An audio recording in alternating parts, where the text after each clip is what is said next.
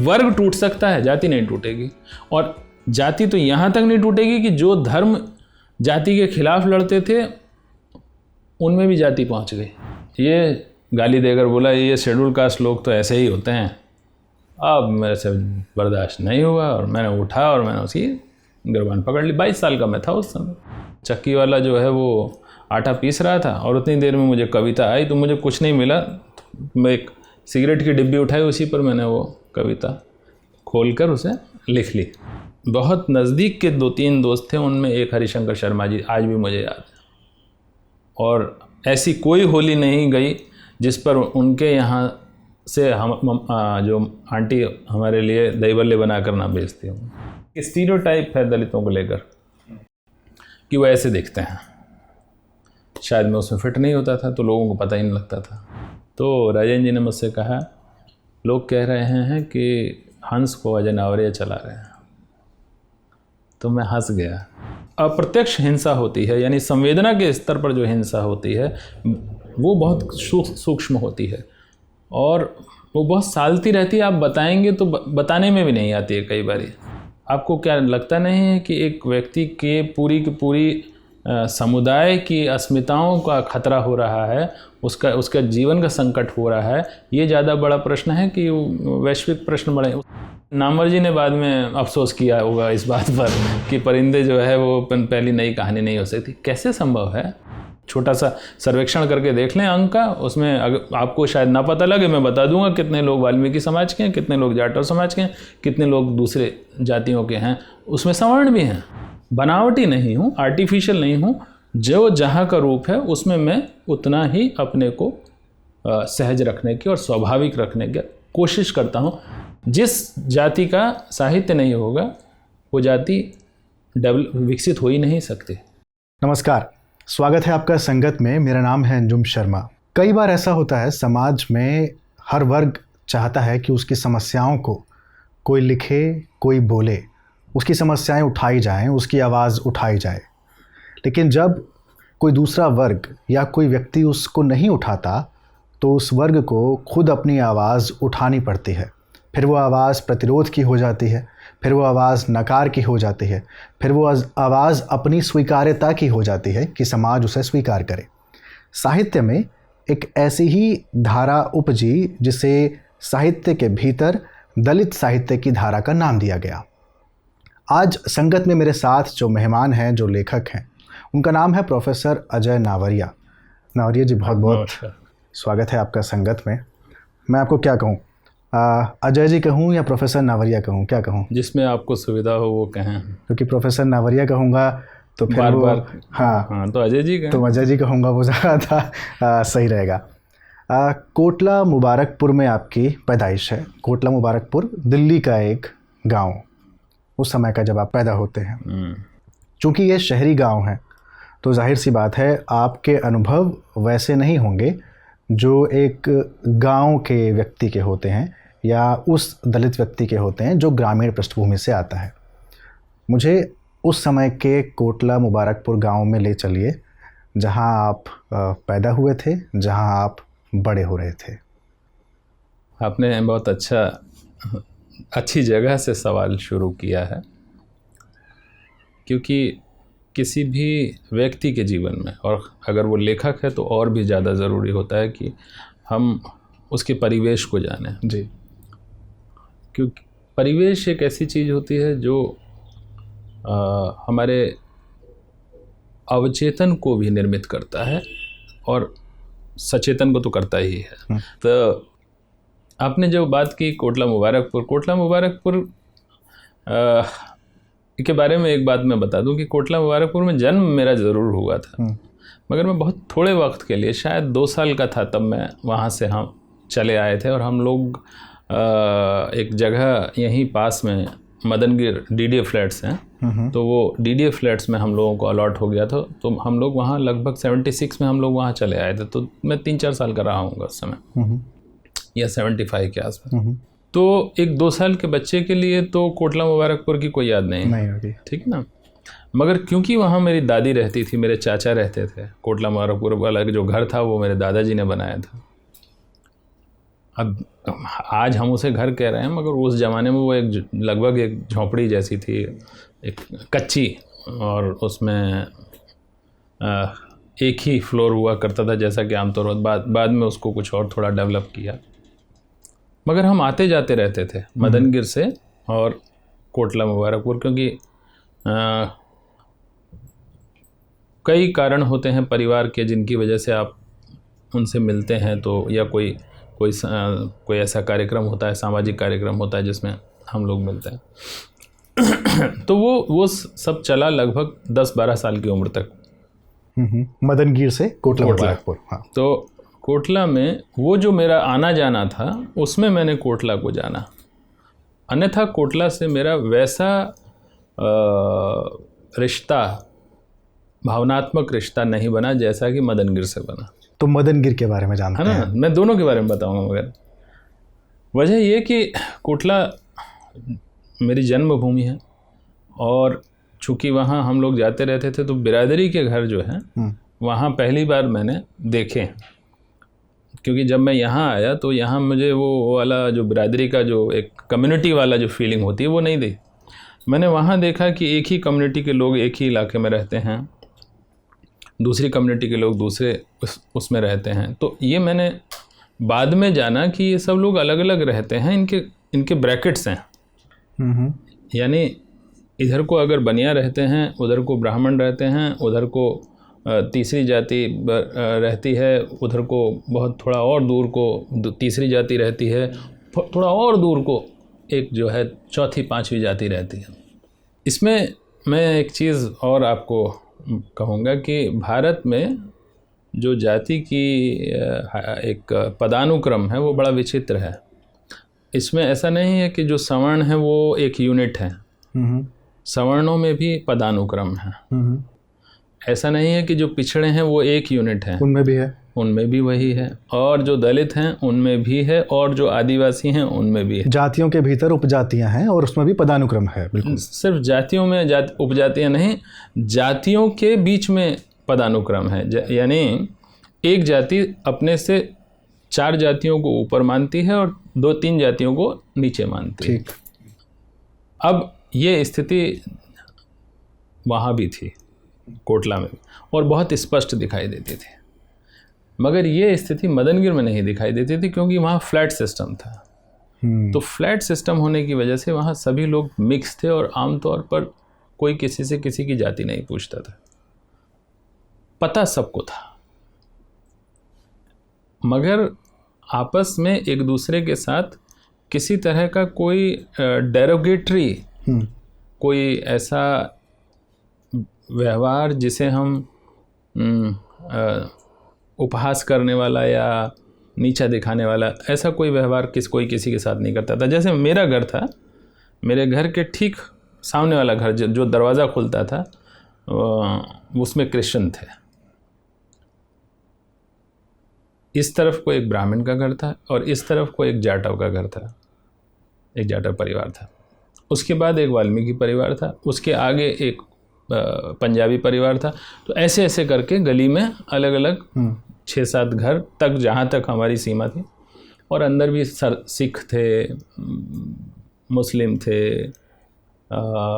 हिमाचल के लोग थे, तरह तरह के सब लोग उसमें थे, और सभी से इंटरेक्शन था हम लोगों का आपस में। जैसे ख़ास तौर से जो मुझे याद आता है मुस्लिम लोगों का, बचपन से जो मैंने देखा। अच्छा जी, इन सारी बातों से समझ में आ रहा है कि आपके साथ, मतलब जैसे एक स्टीरियोटाइप बन जाता है कि अगर दलित हैं तो उनके साथ कुछ ख़राब व्यवहार हुआ ही होगा।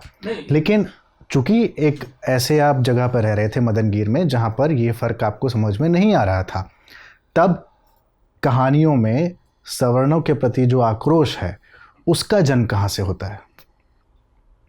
मैं इस बात को पहले थोड़ा पूरा कर दूं कि ये जो चीज़ मैंने बताई, एक तो मुस्लिम लोगों का और सामने वाले क्रिश्चियन, तो ये जो परिवेश था इसने मुझे बचपन से, चाहे वो दूसरी जातियों के लोग थे, इसने मुझे एनरिच किया, समृद्ध किया, और उनके प्रति मैं कभी कड़वाहट नहीं महसूस कर पाया। तो अगला जो शब्द आपने आक्रोश शब्द दिया, ये आक्रोश तो बहुत बाद में आकर जो है असल में 8वीं क्लास तक हम वहीं पढ़े, जिस स्कूल में, गवर्नमेंट स्कूल में पढ़ते थे।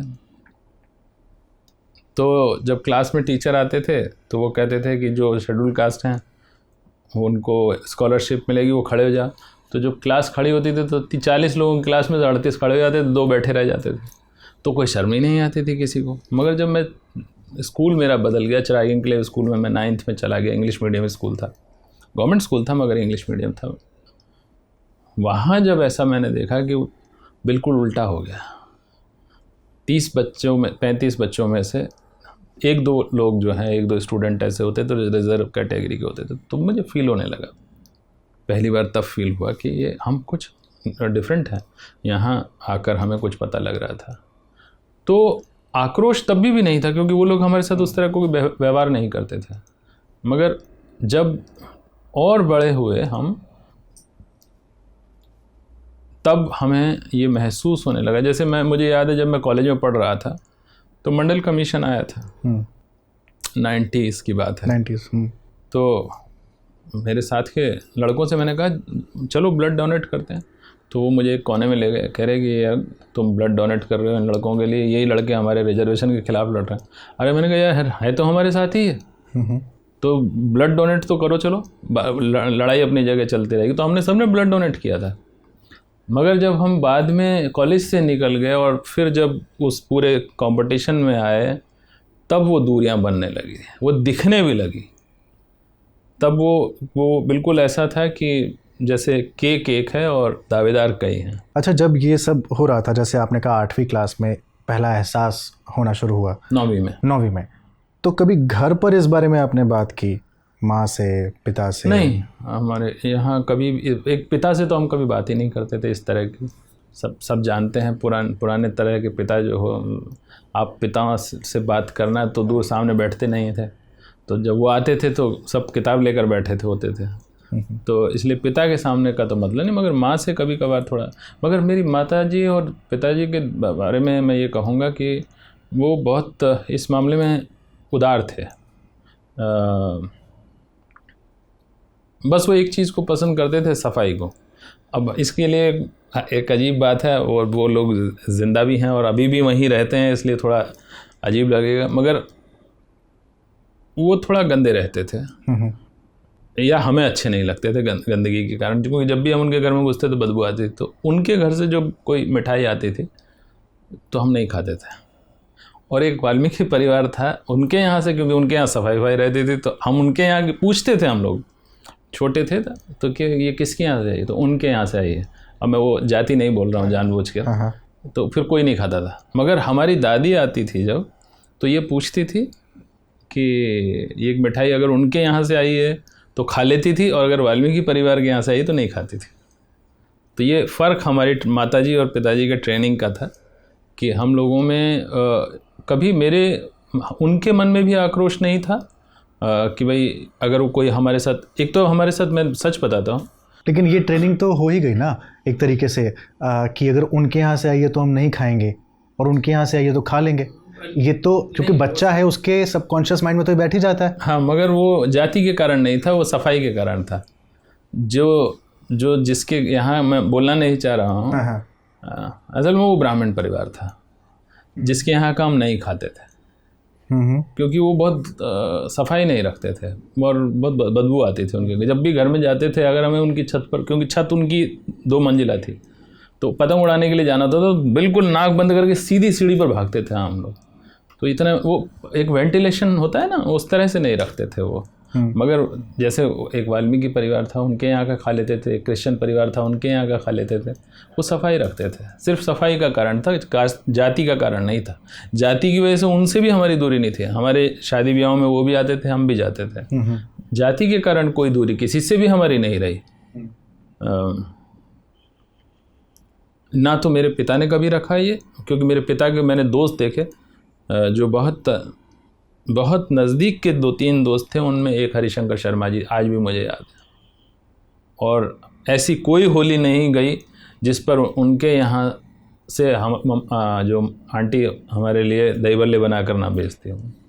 तो ये भी एक हमारा वो था। अब आप एक दूसरी जाति के थे, नाई जाति के थे, एक जाटव जाति के थे, तरह तरह की जातियों के, तो इसलिए पिताजी के भी सब तरह के जातियों के दोस्त मैं हैं। लौटता हूँ, वो आक्रोश कहाँ से जन्मा, मैं उसकी तरफ आ रहा हूँ। आक्रोश बहुत देर में, असल में जब मैं ग्रेजुएशन भी कंप्लीट कर गया, ग्रेजुएशन तक भी कभी हमारे मन में ये भावना नहीं थी कि हमारे साथ उस तरह का किसी ने कोई व्यवहार किया हो। एक तो शायद ये वजह रही कि एक स्टीरियोटाइप है दलितों को लेकर कि वो ऐसे दिखते हैं, शायद मैं उसमें फिट नहीं होता था तो लोगों को पता ही नहीं लगता था। जब पता लगता था तब तक बहुत देर हो चुकी होती थी, तब तक या तो वो किन्हीं भी कारणों से मेरे से वो इतना प्रभावित हो चुके होते थे कि वो मुझसे कोई इस तरह का व्यवहार नहीं करते थे। मगर जब मैं पहली बार एक ट्रेन में जा रहा था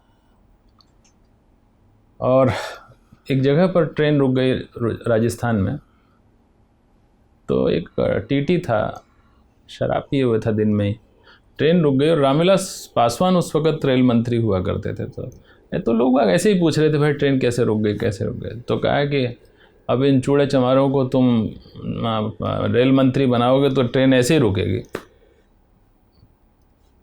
मैंने इग्नोर किया, मैंने कहा शराब पी रखी है इसने, इग्नोर किया। फिर दोबारा से बोला कि ये गाली देकर बोला ये शेड्यूल कास्ट लोग तो ऐसे ही होते हैं। अब मेरे से बर्दाश्त नहीं हुआ और मैंने उठा और मैंने उसकी गिरबान पकड़ ली। 22 साल का मैं था उस समय। तो यहाँ से मेरे मन में ये भाव पैदा हुआ कि ये मन में कड़वाहट रखते हैं लोग, ये कुछ लोग ऐसे हैं जो हमारे बेवजह भी हमारे लिए कुछ कड़वाहट रखते हैं। अब ट्रेन रुकी, किसी वजह से रुकी, रेल मंत्री कहाँ से जिम्मेदार हो गया इसमें। तो यहाँ से फिर वो जो सीरीज़ शुरू हुई थोड़ी सी, मगर जो बहुत इसको कहते हैं कि एक वैचारिक धरातल पर जब चीज़ें मेरे को बहुत स्पष्ट हुई, वो ही जेएनयू में जाने के बाद। जेएनयू तो ने मुझे जैसे एकदम से झकझोर कर जगा दिया। उससे पहले आप डीयू के सीवीएस में थे? हाँ, दिल्ली यूनिवर्सिटी में कॉलेज ऑफ वोकेशनल स्टडीज़ में पढ़ता सीवीएस में थे। तो जब जेएनयू में मैं गया एमफिल पीएचडी करने के लिए, तब वहाँ जाकर जो मैंने देखा, वहाँ जो माहौल मिला, वहाँ से मुझे कास्ट कॉन्शियसनेस जो है वो जाति का, तभी मैंने पहली कहानी मैंने वहाँ जाकर लिखी। तो वो कहानी तो बाद में वो छापी थी, मणिका मोहिनी जी ने अपनी, उनकी एक मैगज़ीन थी वैचारिकी संकलन, तो उसमें छपी थी, ऊसर में कास्ट की नाम से। तो वहाँ से वो एक कास्ट वाला वो शुरू हो गया। कहानियाँ मैं उससे पहले भी लिखता था, मगर तब मैं सामाजिक समस्याओं पर लिखता था, स्त्री की समस्या, दहेज की समस्या, शराब की समस्या, इस सब पर लिखता था। कि इन सब के बीच में साहित्य की ओर आना कैसे हुआ? क्योंकि सीवीएस में तो आप शायद ऑनर्स तो नहीं कर रहे थे ना, पास कोर्स था, फिर कैसे साहित्य की ओर? पता नहीं, देखिए मैं साहित्य के बारे में ये तो नहीं कहूँगा कि कोई इसका मेरा विधिवत शिक्षा से कोई लेना देना था। जब मैं बहुत 18-19 साल का रहा हूँगा शायद, या और छोटा, 11वीं-12वीं में पढ़ता था। कविता तो मैंने तभी से लिखना शुरू कर दिया था। हम लोग उस ज़माने में आटा ये थैलियों में तो आता नहीं था, चक्कियों पर जाना पड़ता था पिसवाने के लिए। तो साइकिल पर मैं और बैग रखकर और पीछे और जाता था। तो जितनी देर में वो चक्की वाला, वो एक घटना मुझे याद है, चक्की वाला जो है वो आटा पीस रहा था और उतनी देर में मुझे कविता आई। तो मुझे कुछ नहीं मिला, तो मैं एक सिगरेट की डिब्बी उठाई, उसी पर मैंने वो कविता खोलकर उसे लिख ली और रख ली। तो मुझे ये इसलिए याद है कि उस वक्त भी मैं कविता लिखता था। तो ये किस वक्त शुरू हुआ कविता लेखन का, किस वजह से हुआ, इसके बीज क्या पहले से थे मेरे भीतर? क्योंकि इसकी एक वजह कहीं ना कहीं मेरे पेरेंट्स में दिखाई देती है, मेरे माता पिता में दिखाई देती है। मेरी माँ बहुत संवेदनशील महिला थी और मेरे पिता बहुत अच्छे गाना गाया करते हैं। अब तो नहीं, बुजुर्ग हो गए, मगर उस वक्त बहुत अच्छा। प्रोफेशनली पोस्टमैन थे? हाँ, प्रोफेशनली पोस्टमैन, मगर गाने उन्होंने तो कई काम किए। वो माली भी थे, बहुत लंबे समय तक उन्होंने माली का काम किया। अच्छा। हाँ, पार्ट टाइम। तो और शुरुआती उन्होंने बेलदार मजदूरी के डेली वेजर के तौर पर काम किया था, तो क्योंकि मेरे दादाजी माली थे। तो हमारे प्रोफेशन, उस तरह का प्रोफेशन जो हमारा बताया जाता है, जो हमारी जाति का, कि भाई वो मांस बेचने का, जो भेड़ बकरी होती है उसे पालने का, वो हमारे परिवार में किसी ने नहीं किया, पहले से नहीं किया। मतलब मेरे दादाजी से पहले भी जो लोग थे वो सब असल में संत परंपरा में चले गए थे और वो नाथ परंपरा को मानते थे, तो वहाँ इस चीज़ की वो थी, रोक थी, तो इसलिए अलाउ नहीं करते थे। अच्छा, 95 में आपकी पहली कहानी छपती है कोहरा, और 97 में 1-2 कहानियाँ और आती हैं आपकी, लेकिन तब तक आप दलितों को केंद्र में रखकर या दलित विमर्श को केंद्र में रखकर कहानियाँ नहीं लिख रहे थे। कोहरा एक मुसलमान परिवार और उसके परिवेश की लिखी कहानी थी, और उसके बाद की कहानियाँ आई थी, उसमें भी दलितों का कोई इस तरीके से जिक्र नहीं था, जो कि 2003 में छपी कहानी में था। एस धम सनंतनो, है ना, ये आपकी कहानी छपती है हंस में। इस बीच ऐसा क्या हुआ कि आपको लगा, क्या ये वही आक्रोश था जिसकी हम अभी चर्चा कर रहे थे? इस बीच बहुत कुछ या हुआ, फिर कुछ उस साहित्य के संपर्क में आप आए? नहीं, वो भी आया, दोनों घटना एक साथ घटी। एक तो मैं कहता हूँ कि 3 घटना एक साथ घटी असल में। इस बीच एक तो अनुभव बहुत हो गए, हाँ, क्योंकि हम बाहर निकलने लगे अपने, मैंने कहा ना जैसे स्कूल में थे तो पता ही नहीं था, अपनी कॉलोनी में रहते थे तो ज़्यादातर लोग वही थे, इसलिए कोई एहसास नहीं होता था। मगर जब दूसरी जगहों पर जाने लगे और वो जगह ऐसी होती थी जहाँ हम अपनी आइडेंटिटी छिपा नहीं सकते थे, माने बताना पड़ता था, तब हमें फील होने लगा कि यहाँ ये चीज़ें हमारे साथ हो रही हैं। तो इसीलिए मैंने अपने एक जगह इंटरव्यू में कहा भी था कि वी आर नॉट 24/7 दलित। 24 घंटे दलित नहीं होता कोई व्यक्ति जब तक कि कोई किसी को ये एहसास नहीं कर रहा है। मैं खाना खा रहा हूँ तो कोई एक दलित खाना कोई खा रहा है, या एक व्यक्ति एक कुर्मी खाना खा रहा है, या एक अहीर खाना खा रहा है, या ऐसा कोई खा रहा है। सब मनुष्य हैं जो खाना खा रहे हैं। तो मगर बहुत सारी चीज़ों पर मैं खुश हूँ तो एक दलित खुश है, ऐसा कुछ कोई कारण कोई नहीं होता। मगर जब हम किसी व्यक्ति को टॉर्चर करते हैं कि उसके आधार पर, ठीक उसी पल पर वो एक व्यक्ति ऑप्रेसर और एक दूसरा शोषित में बदल जाता है, दलित में बदल जाता है, कोई भी और उसमें बदल जाता है। तो ये सारे अनुभव उस वक्त उस दौरान बीच में हो रहे थे। इसके अलावा मैं लिटरेचर पढ़ रहा था। तीसरी चीज़ ये हुई कि जो जेएनयू वाला वो घटित हुआ हमारे साथ, और इन सब का मिला जुला रूप ऐसा बना कि फिर मैंने एस धम सनंतनो ठीक लिखी थी। आपने एस धम सनंतनो लिखी 2003 में, हंस में छपी। 2000 उससे पहले मैं मगर वो कई लोगों से मिलने लगा था, लेखक संघ में, दलित लेखक संघ में लोगों से मिलने लगा था, तो उनसे भी थोड़ा मेरा परिचय बनने लगा था। और राजेंद्र जी के पास भी मैं एक बार मिलने पहुंच गया था। मेरा लेख छप चुका था 2002 में असल में। एक समीक्षा भी छप चुकी थी। वही समीक्षा ही थी असल में। वो एक समीक्षा थी, सूरजपाल चौहान जी थे, उनकी आत्मकथा की समीक्षा थी, तो उसी के बहाने से फिर वो आगे बढ़ी थी बात। अजय जी, आपने कहा कि आप राजेंद्र यादव के संपर्क में आए 2003 में। ये कैसे हुआ कि 2003 में आपकी कहानी छपती है, 2002 में समीक्षा छपती है, 2004 में दलित विशेषांक आता है और आप उसके सहायक संपादक हो जाते हैं? लोग तो बहुत सारे थे। हालांकि ये सवाल तो राजेंद्र जी से पूछा जाना चाहिए था, मगर वो अब नहीं है कि उन्होंने ऐसा क्यों किया, कि उन्होंने क्या देखा था ऐसा। क्योंकि मैं जब पहली मुलाकात याद करता हूँ तो सन 2002 की बात है। 2002 में मेरा लेख छपा था और वो एक चेक उन्होंने मुझे भेजा था जिसमें मेरे नाम की स्पेलिंग कुछ गड़बड़ थी। हालांकि वो मुझे कैश तो नहीं कराना था, कराया भी नहीं मैंने, मगर वो मैं ठीक कराने के लिए उनसे चेक गया था वहाँ पर। तब मेरी एक बारी फर्स्ट टाइम जो मीटिंग हुई उनसे, तो बहुत सहज तरीके से वो कई तरह के सवाल पूछते रहे और वो शुरू से आखिर तक ये कोशिश करते रहे जानने के लिए कि मेरी आइडेंटिटी क्या है। वो जज नहीं कर पा रहे थे और मैं इसमें उनकी कोई सहायता नहीं कर रहा था। जैसे एक होता है, आप शुरू में ही जैसे आप बता देते हैं करके, तो मैं उनकी कोई सहायता नहीं कर रहा था और उल्टा वो पजल्ड रहे और मैं उनको ऐसी स्थिति में छोड़कर आ गया। और फिर उसके बाद मेरी कोई उनसे मुलाकात नहीं हुई। 2003 के लगभग जून के आसपास मैंने अपनी एक कहानी हंस में डाक से भेजी थी। मिलने नहीं गया था, डाक से भेज दी थी। और फिर ऐसा हुआ कि दिसंबर में वो उन्होंने कहानी थोड़ी एडिट करके छाप दी।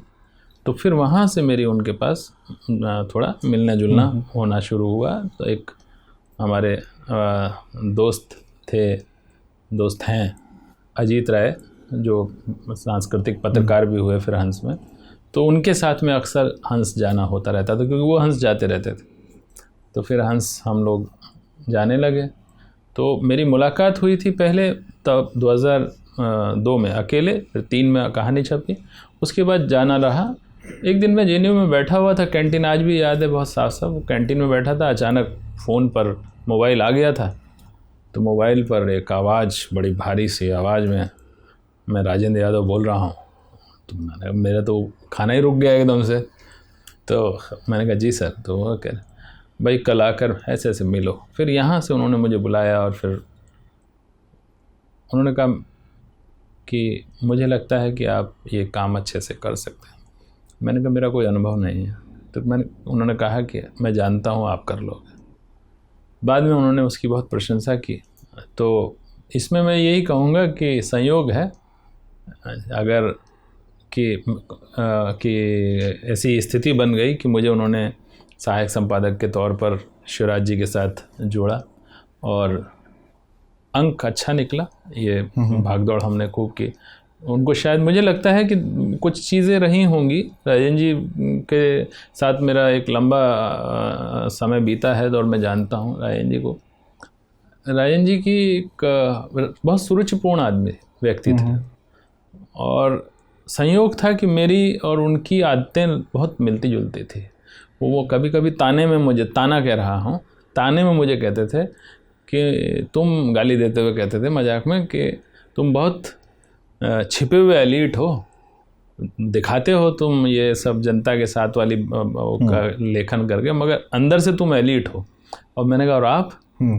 तो हम दोनों हंस जाते थे इस बात पर। तो शायद मुझे लगता है कि कहीं कोई चीज़ थी जो हम दोनों में एक कॉमन थी। लोग तो कहते हैं धीरे धीरे आपने अपनी आदतों को ऐसे कर लिया कि आपकी आदतें राजेंद्र यादव की आदतों के साथ मिलने लग जाएं और आप हंस में वो तमाम चीज़ें करवा सकें जो आप करवाना चाहते थे। और धीरे धीरे हुआ भी वही। नहीं, ये सब तो अफवाहें थी। और इसके लिए तो मैं सिर्फ एक बात कहूँगा कि एक बार राजेंद्र जी ने खुद कहा मुझे ये बात। अफवाहों का मतलब आलम ये था, आप यकीन नहीं करेंगे अंजुम, कि राजेंद्र जी को जब मैंने 2009 में, मैंने सबसे कम उम्र का मैं अतिथि संपादक था हंस का, पहली बार जब युवा विशेषांक 2009 में निकाला और उसका नाम रखा गया नई नज़र का नया नज़रिया, जिस पर नामवर जी ने टिप्पणी करते हुए कहा था नई नज़र का नया नज़रिया पेश कर रहे हैं अजय नावरिया। हाँ। तो ऐसे करके उन्होंने उसकी तुकबंदी की थी और उस पूरे प्रोग्राम को उन्होंने धराशायी करने की कोशिश की थी। तो ये ज़रूर कहूँगा कि जब विशेषांक निकाला 2009 के उस वक्त, तब उन्होंने एक दिन मुझे बड़ी चिंता के स्वर में कहा, जैसे कि वो कुछ परेशान थे। तो उन्होंने कहा कि अजय तुम जानते हो बाहर क्या हवा गर्म है? मैंने कहा नहीं, मैं नहीं जानता। असल में सच में नहीं जानता था। मैं लोगों की बातों पे कान ही नहीं धरता था। मैं सिर्फ अपना लेखन करता था, अपना पढ़ाई का काम करता था। ये सब फालतू चीज़ों में मैं बैठता भी नहीं था। राजेंद्र जी के अलावा मैं कहीं जाता भी नहीं था किसी से मिलने के लिए। इतने सेंटर थे, मैं नहीं जाता था किसी से। राजेंद्र जी खुद मुझे भेजते थे, जाओ रविंद्र कालिया से मिल कर आओ, जाओ उनसे मिल कर आओ। मैंने कहा क्या करूँगा मैं? तो अरे मैं कह रहा हूँ जाओ, तो जाओ, जाता था। तो राजेंद्र जी ने मुझसे कहा लोग कह रहे हैं कि हंस को अजय नावरिया चला रहे हैं। तो मैं हंस गया। मैंने कहा कि मुझे ये बात सुनकर सिर्फ पंचतंत्र की वो कथा याद आ रही है कि एक पंडित जी को दान में बकरी मिली थी। तो बकरी कंधे पर रख कर गाँव देहात में ऐसे ही चले जा रहे थे। तो 5 ठगों ने ये तय किया कि भाई ये बकरी हथियानी है, तो उन्होंने पंडित जी को ये विश्वास दिलाओ कि ये कुत्ता है, तब ये उतारेंगे। और आखिर में पंडित जी को ये विश्वास दिला दिया गया। उन्होंने कहा यार गांव में पहुंचूंगा बड़ी बेइज्जती हो जाएगी, और उन्होंने वो बकरी उतार दी और वो ठग बकरी लेकर भाग गए। मैंने कहा सर आपके साथ भी वही हो रहा है। वो 5 लोग आपके पास आकर अलग अलग तरीके से बता रहे हैं कि बाहर ये हवा गर्म है ताकि अजय को आपसे दूर किया जाए। ये आप पर है, मेरा कोई इस पर वो नहीं है, आपकी मर्ज़ी। अगर आपको भी ऐसा लगता है तो आप देख लें। मगर वो मुझे लगता है कि काफ़ी गहरे गड़ गई थी, और फिर उसके बाद हमारे संबंधों में थोड़ी दूरी आने लगी थी। एक वक्त तो ऐसा आया था सन 2009 के बाद का कि आप शायद देखेंगे, मैंने राजेंद्र जी से कह दिया था कि आज के बाद मेरा और आपका रिश्ता है, मेरा हंस के संपादक से कोई रिश्ता नहीं है, और आज के बाद मैं आपको कहानी नहीं दूंगा। लेकिन आपने तो 2009 के बाद ही कुछ लेख लिख दिए थे। लिख दिए हैं, जिसमें जो आपके संपादक थे आपने उनके बारे में भी लिख दिया था, जो अतिथि संपादक थे, कि उनको ना मैं शब्दशः अगर पढ़ूं तो आपके प्रति ईर्ष्या का भाव उनके मन में था, और अपने भीतर प्रतिद्वंदिता पाल ली थी उन्होंने। वो हिंदी के एक भी शब्द ना तो ठीक से लिख सकते थे ना समझ सकते थे। ये तो शिवराज जी के बारे में कह रहे हैं क्या? हाँ, मैं राजेंद्र जी के बारे में कह रहा हूँ। नहीं, मैं बोल रहा हूँ कि जब ये सब चीज़ें हुई 2009 के बाद, 2010 में आपने ये लेख लिखा और ये सारी बातें आपने पब्लिक कर दी। नहीं, मगर मैंने राजेंद्र जी के बारे में तो कुछ नहीं, मैं शिवराज जी की बात कर रहा हूँ। हाँ, मतलब आप एकदम से शिफ्ट कर गए ना, तो मैं एकदम से तय नहीं कर पाया। हाँ, शिवराज जी के साथ थोड़ा सा वो, असल में ये बातें थोड़ी अंदरूनी हैं, मगर चलिए जब आप पूछ रहे हैं तो बता देता हूँ। नहीं, ये पब्लिक में है आपका। हाँ, लेख पब्लिक में है। लेख तो पब्लिक में है।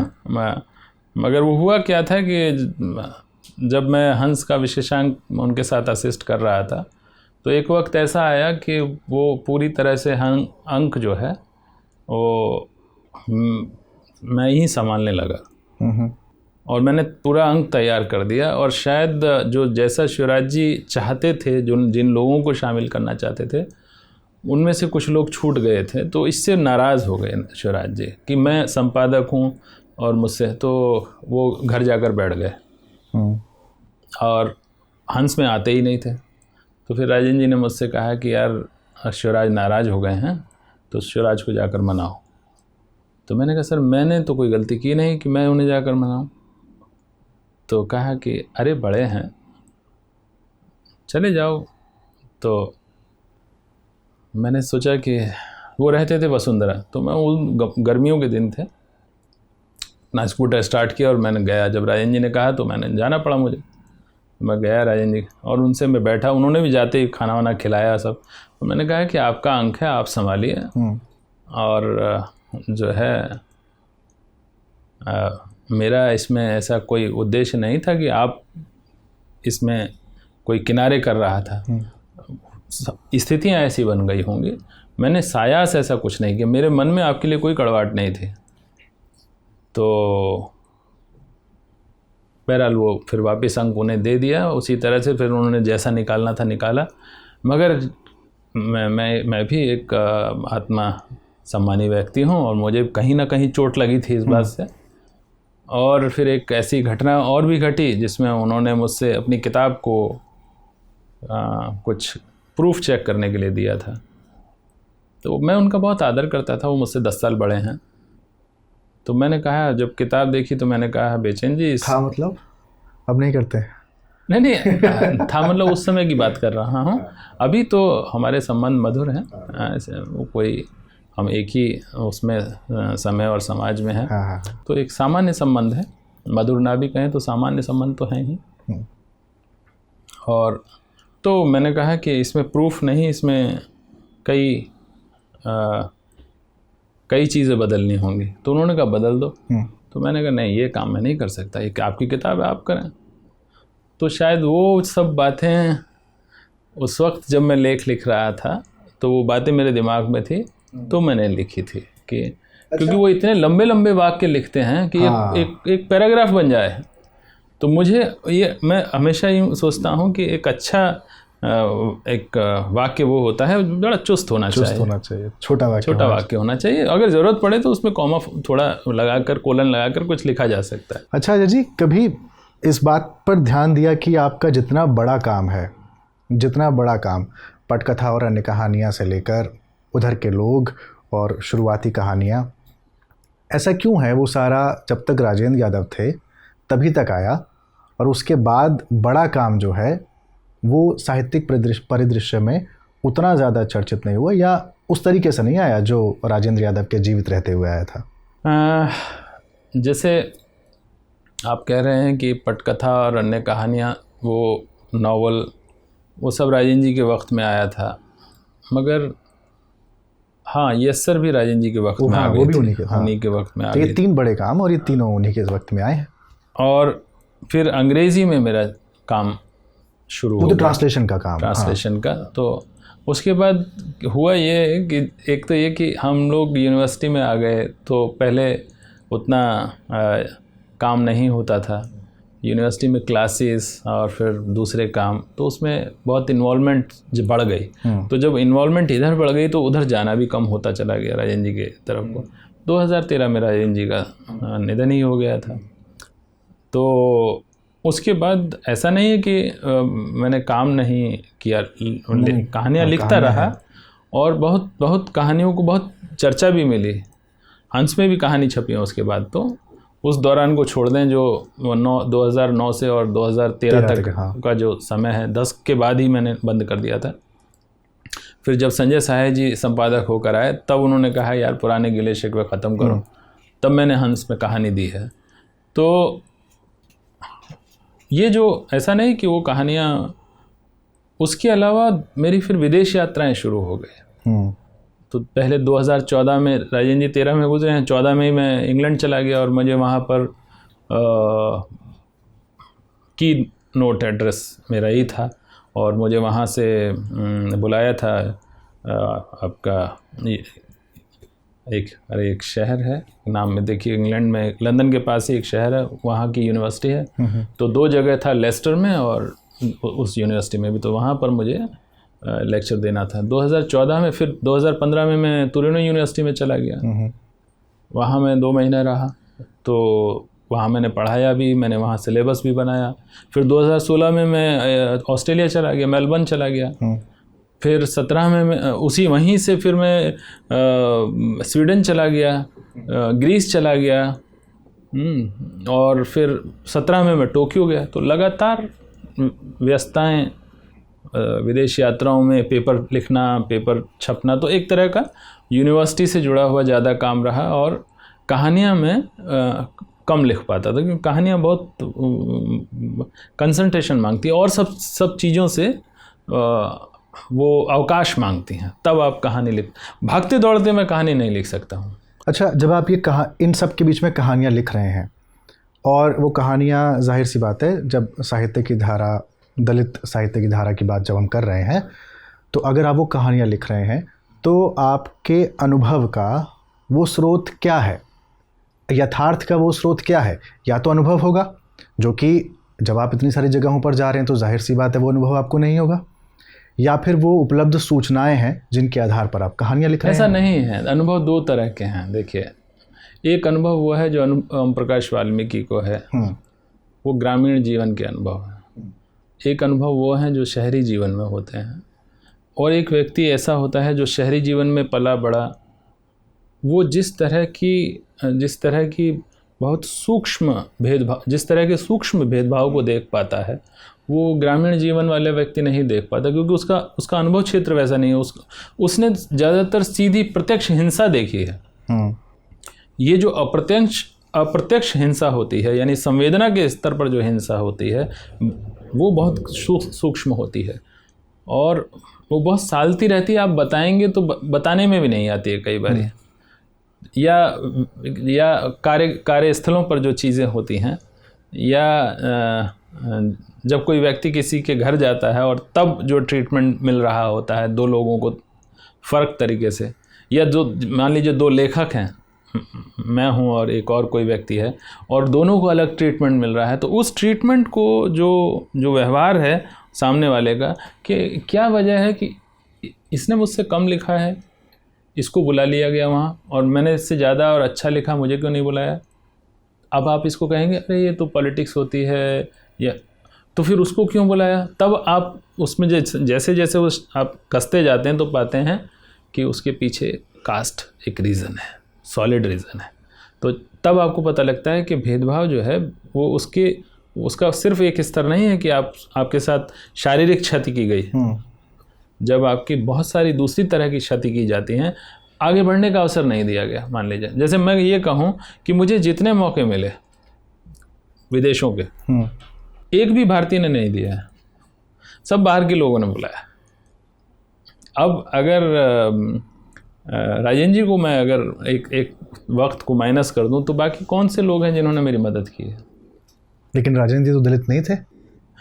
हाँ, मगर उनके मन में मुझे लगता है ये भी किस तरीके का वो है कि दलित साहित्य की धारा को सबसे ज़्यादा उस व्यक्ति ने आगे बढ़ाया जो कि खुद गैर दलित था। हाँ, मगर मुझे लगता है कि मंडल कमीशन के दौरान ही उनका कमिटमेंट बहुत साफ दिखने लगा था। जब वो हंस में वो लिख रहे थे एडिटोरियल उसके पक्ष में और कमलेश्वर जी उनके विपक्ष में लिख रहे थे, तो उनके मन में ये बात कहीं ना कहीं मुझे लगता है, वैसे मैं बताऊँ आपको कि 1950 में जिस वक़्त राजेंद्र जी युवा रहे होंगे, तो अगर बलचन्मा पढ़ा है, हाँ, नागार्जुन का, हाँ, तो उसमें आपको ये याद होगा कि बलचन्मा के बारे में शुरू में आप जज नहीं कर सकते कि वो दलित है कि वो अहीर है, तो वो बिहार का वो हिस्सा। तो कई जगह पर ऐसा होता है कि जो सवर्ण लोग होते हैं वो अपने अलावा सब कुछ छोटा मानते हैं। तो हो सकता है कि कई बार राजेंद्र जी को भी उस तरह की चीज़ें फेस करनी पड़ी हैं या हों, मैं नहीं जानता, मैंने कभी पूछा, मगर मुझे लगता है ऐसा है। और शायद यही कहीं पीड़ा थी जो उन्होंने मंडल कमीशन के वक्त आरक्षण का पक्ष लेकर की। अच्छा, दूसरी चीज़ ये कि उस पीड़ा की वजह से ही उन्होंने उस कॉज को सपोर्ट किया। अब वो तो स्त्री भी नहीं थे, कहना तो ये चाहिए, तो उन्होंने स्त्री विमर्श को क्यों सपोर्ट किया? और मेरा ख्याल है कि दलित विमर्श से ज़्यादा उन्होंने स्त्री विमर्श को सपोर्ट किया। वो मानते थे कि ज़्यादा सबलता की ज़रूरत स्त्री को है, इसलिए वो स्त्री। अब जैसे मेरे ही नावल की पांडुलिपि को मैं उन्हें पहले दे चुका था, पता नहीं उन्होंने पढ़ी थी कि नहीं पढ़ी थी, और जब विमोचन हुआ तो मेरे खिलाफ वहीं पर विमोचन में बोलने लगे मेरे नावल पर। तो एक ऐसी स्थिति भी थी राजेंद्र जी के साथ कि उनके लिए प्रायोरिटी थी विमेन डिस्कोर्स और उसमें दलित भी शामिल थे। अजय नावरिया के लिए साहित्य की निर्मित का अर्थ क्या है या उद्देश्य क्या है? ये तो बहुत बार इसके बारे में कहा जा चुका है कि तरह तरह की बातें हैं, मगर मैंने कई जगह लिखा है कि ये एक न्याय की पुकार है ना, ये एक तरह का सत्ता का प्रतिपक्ष है जो मैं अक्सर इसके लिए कहता रहता हूँ, पता नहीं कितना सही है, कि बर्बरीक नाम का एक पौराणिक चरित्र है जिसके बारे में अक्सर लिखा हुआ मिलता है, माँ सेव्यम पराजिता। तो मैं किसकी तरफ खड़ा होऊंगा? मैं उसकी तरफ खड़ा होऊंगा जो पराजित है। तो साहित्य पराजित की तरफ से खड़ा होकर अपना काम करता है। तो साहित्य का उद्देश्य यही है, और इसीलिए साहित्य का उद्देश्य देश काल के हिसाब से बदलता रहता है, एक नहीं रह सकता। आज से 100 साल पहले जो साहित्य रहा होगा उसमें ये मूल भावना तो रही होगी कि पराजित के साथ है, मगर पराजित कौन है हो सकता है वो बदल जाए, उसकी पहचान बदल सकती है। जो आज पराजित समूह है कल सत्ता समूह बन सकता है, हो सकता है वो शोषक समूह भी बन जाए, क्योंकि सत्ता का चरित्र दूसरे को शोषक बनाने में देर नहीं लगाता है। जैसे ही शक्ति आती है तो दोनों तरह से इस्तेमाल की जा सकती है, अच्छे में भी और बुरे में भी। आमतौर पर लोग बुरे में करते हैं, तो ये बहुत संभावना है कि साहित्य आज जिसके पक्ष में लिख रहा है 1000 साल हो सकता है कि वो उसके विरोध में लिख रहा हो, समूह के, मगर मूल वो वही रहेगा कि वो कमज़ोर के पराजित के पक्ष में खड़ा होगा। जब आप लिख रहे होते हैं तो आपके भीतर क्या अच्छा और बुरा ये दो वर्ग चल रहे होते हैं क्या, या इसको कहें कि बैड सवर्ण और गुड दलित, ये कॉन्ट्राडिक्शन कहीं चल रहा होता है क्या आपके भीतर? नहीं, ये तो नहीं होता कि मैं ऐसा करके मान के तो नहीं चलता कि भाई इसीलिए मेरे चरित्र मिक्स रहते हैं, मगर ये मानता हूँ कि जो पक्ष है, चाहे वो दलित हो या सवर्ण हो, उसकी दोनों चीज़ें यानी अच्छाई और बुराई को मैं दिखाऊं और अंत न्याय तक पहुंचता हो। आप किसी भी कहानी में ले लें उसको, चाहे आप देखेंगे कि अंत में जो है वो न्याय का पक्ष होता है, पराजित का पक्ष होता है, उसमें जाति नहीं देखता। फिर मैं आपकी एक कहानी है, उसमें श्वेता पात्र है, संक्रमण कहानी है ना। उसमें श्वेता कहती है मिलिंद से कि हम मजबूर हैं, हमारा सबकॉन्शियस माइंड भी शायद ट्रेंड कर दिया गया है, इसमें हम उतने दोषी नहीं हैं जितने हमारी फैमिली या सोसाइटी के लोग दोषी हैं। वो ट्रेनिंग और वैल्यू सिस्टम जो दोषी है, जो हमें सोचने का ये ढंग देता है। आपको लगता है कि बार बार इस तरह समाज के व्यक्ति का सबकॉन्शियस माइंड में जो वैल्यू सिस्टम डाल देना और ये कह देना कि हमारी ट्रेनिंग ऐसी हुई है, आप जब ये एक सवर्ण पात्र से कहलवा रहे हैं तो आप पूर्वजों पर थोप दे रहे हैं उस चीज़ को। दूसरा, ये सबकॉन्शियस माइंड में ट्रेनिंग तो मिलिंद के यहाँ भी हो सकती है ना, वो तो गैर सवर्ण के यहाँ भी हो सकती है, उसके सबकॉन्शियस माइंड में भी वही चीज़ चल सकती है। ये तो हमको ऐसे ट्रीट करता है, लेकिन आप उसके सबकॉन्शियस माइंड की तो बात नहीं करते हैं, आप श्वेता के सबकॉन्शियस माइंड की बात करते हैं। ऐसा क्यों है? ऐसा इसलिए कि जो श्वेता जिस कम्युनिटी से, जिस समुदाय से संबंध रखती है, उसको समाज में उच्च समझा जाता है और उस समाज के लोग दूसरे समाज से जिससे मिलिंद आते हैं उसको हेय भाव से देखते हैं। और कहानी में आपने अगर पढ़ा हो तो ये कि श्वेता भी बहुत जब उसके अंतरंग क्षणों में होती है और जब जैसे ही उसे ये पता लगता है कि ये सामने वाला व्यक्ति दलित है तो वो एकदम से वितृष्णा से, घृणा से भर जाती है। तो ये तो श्वेता की तरफ से ही कन्फेशन होगा, मिलिंद की तरफ से नहीं होगा। मिलिंद की तरफ से जो ट्रेनिंग होगी वो ये होगी कि ये लोग बड़े हैं, हमसे ऐसा हो सकता है, ये लोगों ने हमारे साथ अत्याचार किए हैं, ये ट्रेनिंग हो सकती है, इन लोगों के सामने हमें झुक कर रहना है, ये ट्रेनिंग हो सकती है। ये ट्रेनिंग नहीं हो सकती कि तुम इनसे बड़े हो।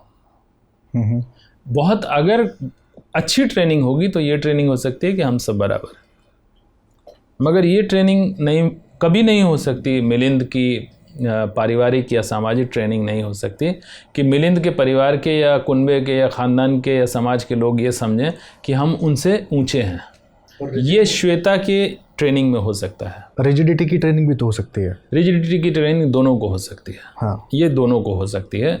वो अपने उसमें रिजिड होंगे या अगर दोनों रिजिड हैं तब तो कोई मेल ही नहीं है। ये मेल तो वहाँ हो रहा है जहाँ थोड़ी सी नम्यता है, फ्लेक्सिबिलिटी है। जो एक नया भारत बन रहा है, जो एक नया समाज बन रहा है, ये उन लोगों की वजह से बन रहा है जो थोड़े अपने पूर्वाग्रहों से, अपनी पुरानी ट्रेनिंग और संस्कार जिन्हें कहते हैं उनसे छूटकर या लड़कर आगे बढ़ रहे हैं। नहीं तो जो अभी भी जो लोग हैं जो पुरानी अपनी उसमें जकड़बंदी में हैं, वो अभी कहाँ लोगों से व्यवहार रखते हैं। आप यहाँ मान लीजिए, आप यहाँ रह रहे हैं जिस जगह पर मैं, मेरा 10 घर हैं, हो सकता है कि 5 घर आपसे संबंध ही ना रखें, बात भी ना करें, सिर्फ इसलिए कि उनको ये पता लग गया कि भाई ये व्यक्ति इस कम्युनिटी से संबंध रखता है। और अगर मैं अपनी बात करूं, अगर मैं उनको ये पता लगता है कि ये इस कम्युनिटी से संबंध नहीं रखते हैं तो शायद वो मेरे साथ मेल जोल बढ़ा लें। तो ये एक स्थिति होती है। अजय जी, आप पटकथा और अन्य कहानियाँ इसमें लिखते हैं कि कहानी मेरे लिए निजी से सामाजिक के बीच बनने वाला एक पुल है। रचनाकार इस पुल से दूसरों तक पहुंचता भी है और दूसरों को खुद तक आने का निमंत्रण भी देता है। ये न्यूनतम एक्टिविज्म हो सकता है कि दूसरों को अखरे, पर रचना के स्तर पर इससे ज़्यादा एक्टिविज्म मुझे रचना की हत्या ही लगता है। एक्टिविज्म तो एक्टिविज्म है ना, उसमें न्यूनतम क्या और अधिकतम क्या? नहीं, न्यूनतम और अधिकतम तो होता है। अधिकतम ये होता है जब आप सड़कों पर आंदोलन करते हैं, जैसे आप देख रहे हैं इस समय भी चल रहे हैं, पहले भी चल रहे थे। ये अधिकतम आंदोलन होते हैं, एक्टिविज़म होता है जो आप जब सड़कों पर उतर कर प्रदर्शन, धरना आदि सब करते हैं, घेराव करते हैं, ये अधिकतम है लोकतंत्र में। मगर न्यूनतम ये होता है, जो लेखन होता है वो एक ऐसा एक्टिविज़म है जिसमें आप चेतना का निर्माण कर रहे होते हैं। यूँ तो वो एक अर्थ में अधिकतम है, मगर उस अर्थ में, जिस अर्थ में एक्टिविज़म को हम समझते हैं, उस अर्थ में वो न्यूनतम है। अच्छा, इसकी एक वजह भी है, मैं न्यूनतम इसलिए कह रहा था कि दलित साहित्य के बारे में उस समय तक ये धारणा बना ली गई थी कि बहुत लाउड है, कला नहीं है, भाषा नहीं है। तो मैंने ये जो पटकथा की जो कहानियाँ लिखी वो पूरी इस बात को ध्यान में रख कर लिखी थी कि इसमें कला वाला जो पक्ष है वो कमज़ोर नहीं पड़ना चाहिए, बाकी चाहे कुछ भी होता रहे। तो इसलिए इसकी कहानियों को लोगों ने, शायद मुझे लगता है कि जब ओम प्रकाश वाल्मीकि ने भी इस पर लिखा था किताब पर, और कमल भारती ने भी लिखा था, सब ने यही कहा था। हाँ, तो सभी लोगों ने इस कहानी की भाषा और शिल्प को लेकर कि एक नए अध्याय की शुरुआत होती है, इस तरह की बात, या नए उसकी शुरुआत होती है। तो वजह क्या थी कि ये न्यूनतम एक्टिविज़म इसीलिए कि हम जब लिख रहे हैं तो जो काम हमारा है हम उसको बहुत अच्छे तरीके से करें। ये चेतना को बदलने में एक निर्णायक भूमिका निभाएगा अपने समय में, धीरे धीरे, जो कि हुआ भी। मतलब कुछ साल लगे, 2-1 साल लगे, मगर लोगों ने ये एक्सेप्ट कर लिया कि कला की कोई कमी नहीं है दलित साहित्य में। जैसा कि आपने भी कहा और बाकी लोगों ने भी कहा कि अजय नावरिया की कहानियों को पढ़ते वक्त ये नहीं लगता कि वो माने दलित वाले किसी कोष्ठक में है, किसी फ्रेम में उनको रखा जाए। तो मगर अगर इसको उस अर्थ में माने आत्मा प्रशंसा के रूप में ना समझा जाए, तो इसको ये समझा जाना चाहिए कि ये दलित साहित्य की उपलब्धि है कि उसने उस जो वो स्टीरियोटाइप था उसको तोड़ दिया। अच्छा, जब ये कहते हैं कि आपकी कहानियों को पढ़ते हुए कोई भी कहता है कि लगता नहीं है कि ये दलित साहित्य की कहानियां हैं, आपको पर्सनली कैसा लगता है? क्योंकि ये दोनों पहचान आपकी दलित साहित्य से बनी हुई है। नहीं, मैं समझता हूँ कि दोनों तरह की अनुभूतियाँ होती हैं। बड़ी विचित्र बात है ये।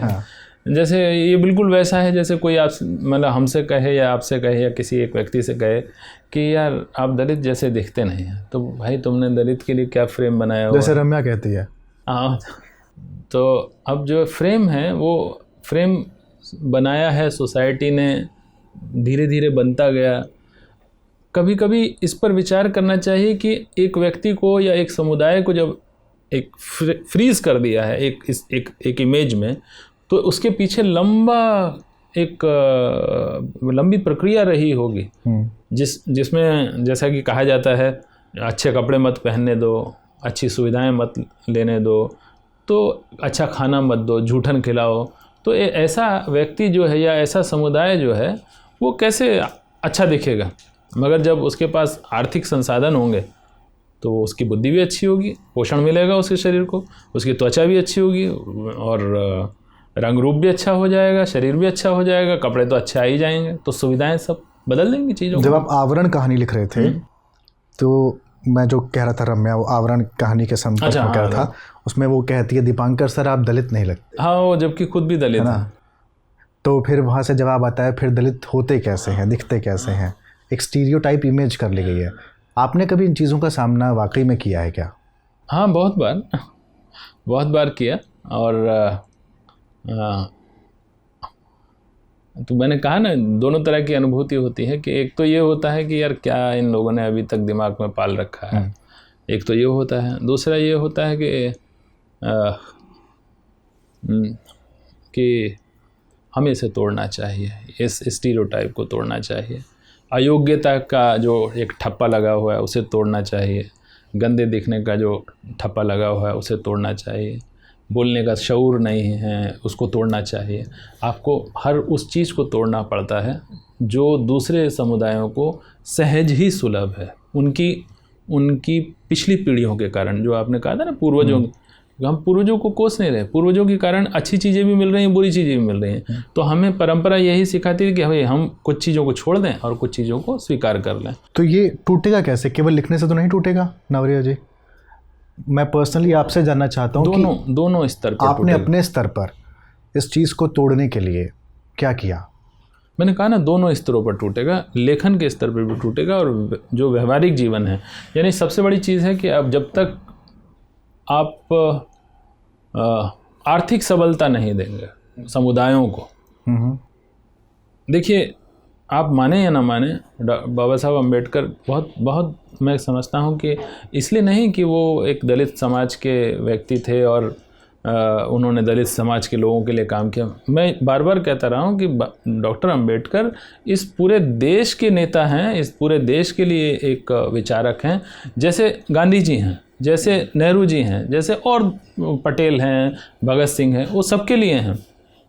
मगर क्या है कि जब डॉक्टर अम्बेडकर जब ये बातें सोच रहे थे, जब इन सब चीज़ों के बारे में, तो उन्होंने पहली चीज़ यही कही कि शिक्षा।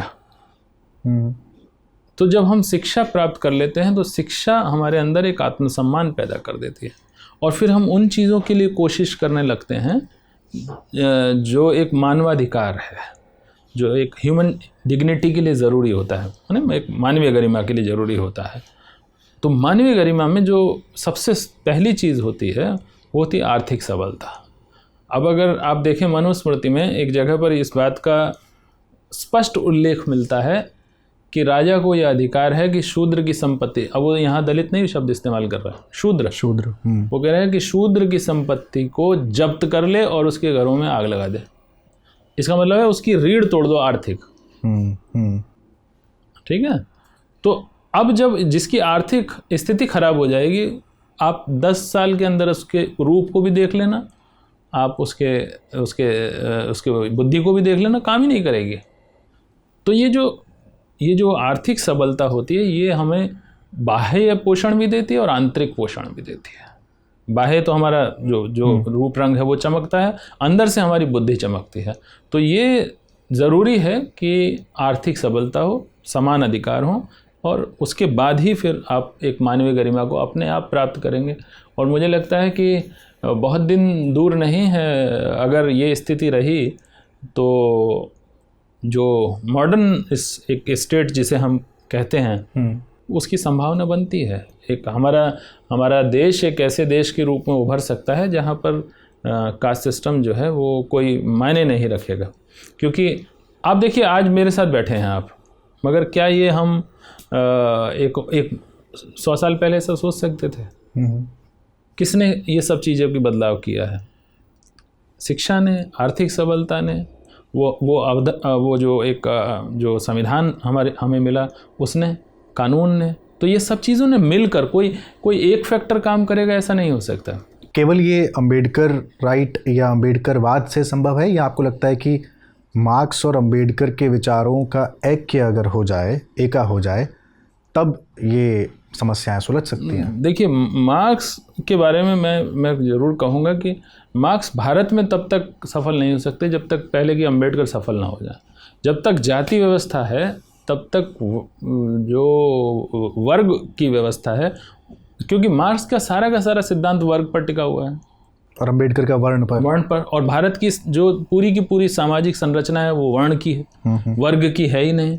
एक गरीब ब्राह्मण अमीर ब्राह्मण से विवाह कर सकता है, एक गरीब ठाकुर अमीर ठाकुर से विवाह कर सकता है, एक गरीब दलित अमीर दलित से शादी कर सकता है, मगर उससे बाहर नहीं करेगा। वो वर्ग टूट सकता है, जाति नहीं टूटेगी। और जाति तो यहाँ तक नहीं टूटेगी कि जो धर्म जाति के खिलाफ लड़ते थे उनमें भी जाति पहुँच गई। मतलब सिखिज़्म जो जाति के खिलाफ ही खड़ा हुआ था उसमें भी जातियाँ हैं, इस्लाम में जातियाँ पहुँच गई, क्रिश्चियनिटी में जातियाँ हैं। मतलब जाति यहाँ का सच है, धर्म तो आवरण है, उसमें भी घुस गई हैं सब। तो वो इतना जो उसका लौह कवच है उसको भी, इस्पात के कवच को भी तोड़ दिया जाति ने। तो जब तक जाति सॉल्व नहीं करेंगे हम, तब तक मुझे नहीं लगता कि वर्ग का उदय हो पाएगा यहाँ पर। तो मार्क्स को मैं डिनाई नहीं कर रहा हूँ, मार्क्स तो बहुत ज़रूरी है, मगर एक हद तक उसके बाद नहीं। क्योंकि डॉक्टर अम्बेडकर ने भी मार्क्स के बारे में, मार्क्सिज़म के बारे में ये कहा था कि मैं नहीं चाहता कि श्रमिकों की, मज़दूरों की तानाशाही स्थापित हो जाए। वो तानाशाही के खिलाफ थे। तो उन्होंने एक शब्द कॉइन किया था कि वो श्रमिकों की तानाशाही में बदल जाएगी जब, और वो उन्होंने उस वक्त लिखा और बाद में वो हुआ। तो इसलिए वो ये भी नहीं चाहते थे कि कल को जो ये जिन समुदायों के लिए वो लड़ रहे हैं वही शोषक में बदल जाएं। तो उन्होंने जो व्यवस्थाएं की हैं उसमें वो अंतिम व्यक्ति के लिए की हैं, और इसीलिए उन्होंने मानवीय गरिमा, और अगर आप उसकी उद्देशिका पढ़ें, प्रियम्बल पढ़ें संविधान का, तो उसमें एक जगह है बहुत स्पष्ट है, व्यक्ति के लिए, व्यक्ति की गरिमा की, वो समूह की बात नहीं कर रहे हैं। हर व्यक्ति, चाहे किसी भी जाति का हो, धर्म का हो, जेंडर का हो, उसका सम्मान होना चाहिए। और ये बात मैंने खुद अपनी आँखों से इंग्लैंड में, स्वीडन में, ग्रीस में, ऑस्ट्रेलिया में देखी है कि हर व्यक्ति का सम्मान है। काम के आधार पर कोई छोटा बड़ा नहीं है। काम कोई भी कुछ भी कर रहा है, मगर वो उसका आप अपमान नहीं कर सकते। उसको पूरे अधिकार राष्ट्र देता है, क्योंकि वो राष्ट्र का नागरिक है। जब तक एक नागरिक को ये महसूस नहीं होगा कि वो भी इस राष्ट्र का हिस्सा है, उसकी नागरिकता का क्या अर्थ है? उसकी नागरिकता का अर्थ ही तब बनता है, उसमें अर्थ ही तब भरता है जब उसे ये महसूस हो कि वो इस राष्ट्र में उतना ही सम्मानजनक है, उतने ही सम्मानजनक ढंग से रह सकता है जितना दूसरा समुदाय का व्यक्ति रहता है। इसीलिए आप लिखते हैं कहानी यस सर, जिसमें आप पिरामिड उलट देते हैं और कहते हैं कि ये स्ट्रक्चर होना चाहिए। नहीं, मैंने होना नहीं चाहिए, मतलब अंत तक आते आते जब आर्थिक हित बराबर दोनों के एक जैसे हो जाते हैं, और दोनों में सद्भाव है, सद्भाव, तो तिवारी को नरोत्तम के भीतर ईश्वर दिखने लगता है। और न केवल नरोत्तम के अंदर ईश्वर दिखने लगता है, बल्कि नरोत्तम भी वैसे भले ही ऑफिस के उसके लिहाज से उसके साथ थोड़ी अपमानजनक भाषा या अभद्र भाषा कहूँगा, जो कि आमतौर पर सरकारी दफ्तरों में जो ऊंचे पदों पर बैठे हुए लोग होते हैं, वो नीचे के पदों पर बैठे हुए लोगों के साथ बात करते हैं। यानी वो मान लेते हैं कि ये छोटे हैं तो इनसे तू करके तुम करके बात की जा सकती है। नहीं होनी चाहिए, मगर वो करते हैं, अभ्यास है, सिस्टम का अभ्यास है। तो मगर जब मौका देना होता है प्रमोशन का, तो वो तिवारी को ही मौका देते हैं उसके लिए, नरोत्तम भी और तिवारी भी। इस बात का दोनों के बीच में जो एक संबंध बनता है, इसी से मैंने कहा कि इसी से रास्ता खुलेगा। दोनों के बीच में जो रास्ता खुलता है वो ये वजह ये है कि जब तक दूरी कब है, जब दोनों तरफ से कटता है, और दूरी तब तक भी है जब एक तरफ से कटता है, क्योंकि एक बदलना ही नहीं चाहता। मगर जब दोनों तरफ से थोड़ी थोड़ी नम्यता हो गई है, तब बदलाव आने की संभावना। और अब ये समय आ गया है, पिछले कुछ 5-7-10 सालों में मैं देख रहा हूँ, बहुत बदलाव आया है समाज में, राजनीति में बहुत बदलाव दिख रहा है, राजनीति का प्रभाव बहुत पड़ रहा है समाज में लोगों के उस पर। तो एक बदलाव दिख रहा है जिसकी वजह से जो दूरियां थी वो घट रही हैं, ख़ासतौर से शहरों में। वो ग्रामीण जीवन में भी पहले जैसी तो नहीं रही, मगर लेकिन इस कटुता को कम करने के लिए या संवाद को बढ़ावा देने के लिए आप ये क्यों लिखते हैं कि दलितों पर साहित्य लिखने से कहीं अच्छा है कि सवर्ण आत्मभर्त्सना परक रचनाएं साहित्य को दें, ताकि आपसी संवाद और विश्वास बन सके। हाँ, देखिए ना, पूरी बात कह दी मैंने उसमें कि आपसी सद्भाव और विश्वास बने। जैसे मान लीजिए ये तवक्को क्यों है कि आत्मभर्त्सना वाली रचनाएं सवर्ण जब तक नहीं लिखेगा तब तक हम नहीं मानेंगे? इसलिए है कि एक इतने लंबे समय से लोगों का उस समुदाय के प्रति अविश्वास है। विश्वास बनाने के लिए मेहनत करनी पड़ेगी। अब उसमें आत्मभर्त्सना का मतलब ये नहीं है कि वो अपने को कोसेंगे, कि वो सिर्फ ये बताएं कि ये गलतियां हैं, जैसा कि दक्षिण अफ्रीका में हुआ था। हमसे नहीं, हमसे पहले वालों से गलतियां हुई हैं, हम नहीं कर रहे हैं, हम उन्हें सुधारना चाहते हैं। तो भर्त्सना का मतलब यहाँ पर है कि आत्म सुधार की बात। जैसे मैं ये कहूँ कि जैसा सवाल ये भी उठ सकता है कि क्या दलित व्यक्ति ही दलित साहित्य लिख सकता है? हाँ, बिल्कुल, वही लिख सकता है। ये उठता ही है कि जो जन्मना दलित है वही साहित्य लिखे, वो लिख सकता है, मगर ये ज़रूरी नहीं है कि जो भी दलित है वो दलित साहित्य लिख सकता है। लिखने की संभावना है। अगर वो उन मानदंडों को पूरा करता है तो लिख सकता है। जैसे मैं ये कहता हूँ कि एक गैर दलित व्यक्ति इसलिए दलित साहित्य अगर वो दलित साहित्य चाहता है कि उसको दलित साहित्य में शामिल किया जाए, तो पहली चीज़ सामाजिक स्तर पर वो वर्ण व्यवस्था या जाति व्यवस्था का विरोध करे अपने लेखन में, ये सामाजिक स्तर है। सांस्कृतिक स्तर या राजनीतिक स्तर पर बोल देता हूँ, राजनीतिक स्तर पर या आर्थिक स्तर पर आरक्षण का समर्थन करे अपने साहित्य में। तीसरा, सांस्कृतिक स्तर पर धर्मांतरण का विरोध ना करे, धर्मांतरण का समर्थन करे अपने साहित्य में। अगर ये 3 चीज़ें वो पूरी कर रहा है तो उसको दलित साहित्य में शामिल किया जा सकता है। क्या आप मुझे हिंदी साहित्य में एक भी उदाहरण दे सकते हैं किसी गैर दलित ने ऐसा उपन्यास या कहानी लिखा हो जिसमें समर्थन हो? मैं आपको दे सकता हूँ विरोध के, कि कैसे उन्होंने इन सब चीज़ों का विरोध किया है। लेकिन आलोचक तो इस बात को कहते ही हैं सारे के सारे। मैं साहित्य की बात कर रहा हूँ, आलोचना की बात नहीं, कहानी, कविता, उपन्यास की बात कर रहा हूँ। नहीं किया। जैसा आत्मकथा में कर सकते थे, नहीं किया। जहाँ सबसे ज़्यादा ज़रूरत है उपन्यास, नाचो बहुत गोपाल पढ़ लीजिए आप, अमृतलाल उसी पे आ रहा था। हाँ। कितना उसमें, हाँ, अत्याचार के खिलाफ उन्होंने लिखा है, ये सही है। तो इतना अगर उन्होंने लिखा है तो ये सराहनीय है कि वो कम से कम इतना तो बढ़े, मगर उसको दलित साहित्य में शामिल नहीं किया जा सकता। दलित साहित्य की जगह इसको कहा जा सकता है गैर दलितों द्वारा लिखा गया दलितों के पक्ष में साहित्य है, मगर वो दलित साहित्य नहीं। प्रेमचंद की कहानियाँ दलित लोगों के पक्ष में लिखी गई हैं कुछ हद तक, कुछ जगहों पर नहीं भी लिख पाए, अब उनकी सीमा थी। और मैं कहता हूँ कि सीमा हर व्यक्ति की होती है, और उन सीमाओं के साथ ही हम प्रेमचंद को स्वीकार कर सकते हैं। प्रेमचंद को, किसी को भी हमें स्वीकार कर सकते हैं। प्रेमचंद के यहाँ भी कुछ गलतियाँ हुई हैं। क्या ज़रूरत थी उन्हें घीसू और माधव के लिए लिखने की, एक चमारों का कुनबा था गांव भर में बदनाम? अरे बिना इस वाक्य के भी तो कहानी लिखी जा सकती थी पूरी। पूस की रात में हल्कू की जाति बताई है क्या उन्होंने? नहीं बताई ना, बिना उसके भी काम चल सकता था। जब आप इस तरह की भाषा लिखेंगे तो ये तो अटैक हो गया। तो वो समुदाय जिस दिन भी उसमें आएगा विरोध करने के, प्रतिरोध करने के उसमें, तब वो प्रतिरोध करेगा, अपना दर्ज करेगा। आपने देखा नहीं था एक वक्त में किसी राष्ट्रपति के मुंह से या किसी प्रधानमंत्री के मुंह से एक शब्द निकल गया था एक जाति के लिए, माफ़ी मांगी थी उन्होंने पूरे राष्ट्र से। तो वजह क्या है? आज वो कमज़ोर हैं, कोई ज़रूरी नहीं है कि 50 साल बाद भी कमज़ोर रहेंगे। तो इसलिए ये कहना कि वो आत्मभर्त्सना वाला साहित्य लिखें, उसका आशय यही, गलत अर्थ में नहीं लेना चाहिए। उसका आशय यह है कि वो उनको विश्वास दिलाने के लिए कि हम वाकई इसको ख़त्म करना चाहते हैं, हम इसके विरोध में हैं। तो इन 3 चीज़ों को, रिजर्वेशन को, कन्वर्जन को और जो वर्ण व्यवस्था को, कास्ट जाति व्यवस्था, इनका ध्यान रखें और फिर साहित्य लिखें, कहानी लिखें, उपन्यास लिखें। क्यों नहीं शामिल करेंगे दलित साहित्य में? उसको शामिल करेंगे।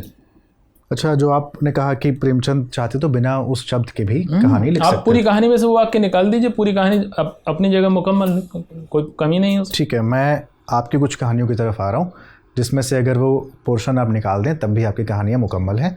जिसमें सबसे ज़्यादा वो आपके ऊपर आरोप लगता है कि कुछ अश्लीलता आप जानकर कुछ ऐसे वाक्य लिखते हैं अपनी कहानियों में ताकि वो कंट्रोवर्सी में बनी रहें, और वो कई कहानियों में है। आरोप हैं। हाँ, मैं अपनी तरफ से कह रहा हूँ, वो आरोप हैं जो आलोचकों ने मुझ पर लगाए हैं। और नहीं, जैसे चीख कहानी में है ना, अगर आप वो पोर्शन निकाल दें तो भी जस का तस रहेगा। अगर आप उधर के लोग में से निकाल, मैं वो पढ़ नहीं सकता, वो पूरा का पूरा समझ सकता हूँ, मगर आवरण में है, चीख में है, उधर के लोग में है। पूरी कहानी उसी पर टिकी हुई है। उसकी जो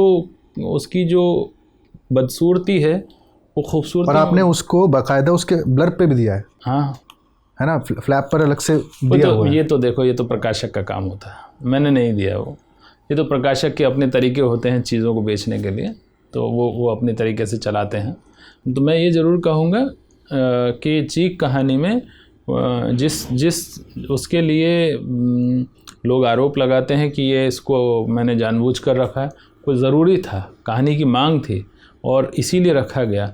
कोई सनसनी पैदा करने के लिए या कोई उत्तेजना पैदा करने के लिए नहीं लिखा था। उसी की वजह से कहानी का अंत भी हो रहा है। कहानी का अंत में जो हो रहा है, वहाँ जो कहानी की शुरुआत है, जहाँ वो इस गिल्ट में है कि मैंने क्यों उन लोगों को सज़ा दी। नहीं, जो आप कह रहे हैं वो ठीक है। मैं तो उस पर्टिकुलर पोर्शन के डिटेलिंग में जाने की बात कर रहा हूँ। डिटेल में अगर आप नहीं जाएंगे तो कहानी इंटेंस ही नहीं होगी। कहानी को इंटेंस करने के लिए वो अब इस हिसाब से तो आप कहना चाहिए कि शेखर कपूर ने जो फूलन देवी वाला फिल्म में फूलन देवी को जिस तरह दिखाया वो नहीं दिखाया जाना चाहिए था। अगर आप निकाल देंगे तो आपके अंदर, आप उस वक्त हॉल में नहीं थे, मैंने उसकी स्क्रीनिंग देखी है, लोग इतने परेशान हो गए थे कि गालियां बक रहे थे उस सीन को देखकर बैंडिट क्वीन की। शेखर कपूर को गालियां बक रहे थे, मतलब इतने उत्तेजित हो गए थे। तो क्यों उत्तेजित हो गए थे? क्योंकि उस सीन ने उनको हिला दिया था। और हमारे एक मित्र थे, सावर्ण जाति के थे, तो उन्होंने मुझसे बाहर निकल कर कहा था कि अजय, अगर इतना किसी पर हिंसा होगी तब तो यार वो प्रतिहिंसा में अपने कदम उठा ही लेगा। और आवरण कहानी में, आवरण में देखिए, आवरण में वो जो पूरा का पूरा एक पैराग्राफ का कॉन्टेक्स्ट आया, मैं जान के उसका स्क्रीनशॉट बाकायदा सेव करके रखा है मैंने। वो कॉन्टेक्स्ट अगर उतनी डिटेलिंग में नहीं जाता तो भी वो वैसा का वैसा रहता। नहीं, बहुत ज़रूरी था वो इस कदर ज़रूरी था कि आप देखें वो उसके साथ जो कितना बड़ा एक वो टूटा है कि सुंदरता को लेकर जो एक मानक बना, जो जैसा मैंने पहले कहा कि ये लोग सुंदर नहीं होते।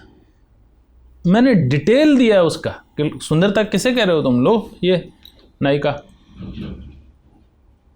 तो वो उसके साथ जब उसका वो संबंध बन रहा है तो वो जो ये पूरी की पूरी एक व्यवस्था के ऊपर प्रहार कर रहा है, एक सोच पर प्रहार कर रहा है कि कैसे हम एक पात्र के भीतरी तहों को, परतों को हम समझने की कोशिश कर सकते हैं उस डिटेल में। एक बार नामर जी ने कहा था कि कहानी अपने डिटेल्स में होती है, और डिटेल अगर ठीक नहीं है तो आप देखिए निर्मल वर्मा के यहाँ पर, आप निर्मल वर्मा को, हाँ, आप निर्मल वर्मा को छोड़ें, आप चेखव के यहाँ देखें, डिटेल्स देखिए आप उनके, अल्बेर कामू के यहाँ आप देखिए, आप मार्केस के यहाँ देखिए, जितने लैटिन अमेरिकन डिटेल्स देखिए, और वहाँ से आपको पता लगता है कि कहानी कैसे आपके भीतर तक उतरती चली जाती है, और आप बंधते डिटेल्स से हैं। नहीं, इसके पीछे लोग ये कहते हैं कि राजेंद्र यादव कहते थे कि टैबू तोड़िए, वर्जनाएं तोड़िए, और अजय नावरिया ने उसको फैशन के तौर पर स्वीकार कर लिया है। वो वर्जनाएं ऐसी टूट रही हैं कि वो वहीं तक सीमित रह गए हैं। ऐसा एक दो लोग कहते हैं, वो शायद उनकी अपनी पर्सनल कुछ कारण होंगे जो इस तरह की बात करते हैं, मगर बड़े लेवल पर, क्योंकि मैं इसलिए कह रहा हूँ, शायद 12 तो मुझे पता है, यूएस की और यूरोप की यूनिवर्सिटीज़ में मेरी कहानी पढ़ाई जा रही है, और वहाँ की जो फीडबैक मुझे मिलता है, वो लोग ये कहते हैं कि ये बहुत ज़रूरी डिटेल्स थी, बहुत अच्छे से आपने, मैं पूछता हूँ कि मुझ पर यहाँ पर ये इल्ज़ाम लग रहा है कि मैं इस तरह की कहानी लिखा, कह रहे कि ये बहुत ज़रूरी है, ये आपकी कहानियों को और गहन बनाती है। अजय जी, आपकी कहानी है रात। इस कहानी पर अगर मैं बात करूँ तो लंबी कहानी है एक तो, और अगर आप इस कहानी को ना पढ़ें तो इसमें एक नया प्रयोग आपने करने की कोशिश की है। मैं उसका कारण दरअसल जानना चाह रहा हूँ। उसमें कुछ चीज़ें बोल्ड में हैं, अगर आप पूरी कहानी ना पढ़ें, और वो जो बोल्ड में है, जैसे छोटी छोटी बातें, पुल थी और वो उस पार थी, बीच में पानी था, फिर आता है पुल के नीचे पानी था, पानी में उसकी परछाई थी, परछाई पकड़ो तो वो कांपती थी, पानी अकंप रहता था, फिर उसके बाद फिर बोल्ड में इस तरीके से लाइन है, और ये अंत तक चलता है। और आप अगर इसको खाली बोल्ड वाले इस पंक्तियों को पढ़ लें तो ये जो पूरा आपने वितान खींचा है ये आपको समझ में आ जाता है। क्या ये उसका निचोड़ था? क्यों, मतलब ये प्रयोग क्यों किया गया? अभी शायद बातचीत में मैंने पहले भी कहा, ये कहानी पटकथा और अन्य कहानियाँ संग्रह में है, और आखिरी कहानी है शायद उसकी। और मैंने ये भी कहा कि पटकथा और अन्य कहानियाँ जब मैं लिख रहा था तो मेरे दिमाग में एक चीज़ जो बहुत प्रबल थी वो थी शिल्प, कला। और मुझे उस आरोप का जवाब देना था कि क्या दलित साहित्य में कलात्मक कहानियाँ नहीं लिखी जा सकती। तो जब रात कहानी लिख रहा था तो उसका भी स्ट्रक्चर मुझे नया बनाना था, जैसे मैंने उपमहाद्वीप में भी उसका प्रयोग किया है। अगर आपने देखा हो तो उसमें भी मैंने लिखा है भेड़िए आते हैं, भेड़िए समूह में रहते हैं, तो उसमें भी एक इस तरह का वो, तो एक बिल्कुल लगभग वैसा एक अलग ढंग से कविता वाला, क्योंकि अभी तक कोई सौंदर्य शास्त्र कहानी का और उपन्यास का तो अलग से बना नहीं है। जो कविता के प्रतिमान है वही कहानी पर और उपन्यास पर चलते हैं, वही प्रतीक हैं, वही बिंब हैं, उसके अलावा तो कुछ नहीं है। तो भाषा को लेकर और शिल्प को लेकर मैंने इस कहानी में पूरा ध्यान रखकर इस ये जिनको आप बात कर रहे हैं उसको जानबूझकर लिखा था, ताकि रुचि भी पैदा हो और ये धारणा भी ध्वस्त हो कि कलात्मक कहानी नहीं लिखी जा सकती। और इतनी लंबी कहानी जिसको उससे पहले कोई नहीं, इतनी लंबी कहानी नहीं लिखी गई है। चूँकि कहानी पर ही बात हो रही है हमारी। नहीं, मैं ये कह रहा था कि जो एक पूर्व धारणा बनी हुई थी दलित साहित्य को लेकर, क्योंकि दलित साहित्य का जो अनुभव वाला क्षेत्र था वो कहानियों में आ चुका था। मतलब वो उसके बारे में किसी को कोई किसी तरह का कोई ये संदेह नहीं रहा था कि बहुत अच्छा अनुभव डिपिक्ट हो रहा है, चित्रित हो रहा है, मगर अच्छे ढंग से और हो सकता है कला के स्तर पर। वो कहीं ना कहीं एक आरोप था कि उसमें कला नहीं है। तो वो चीज़ मेरे चूँकि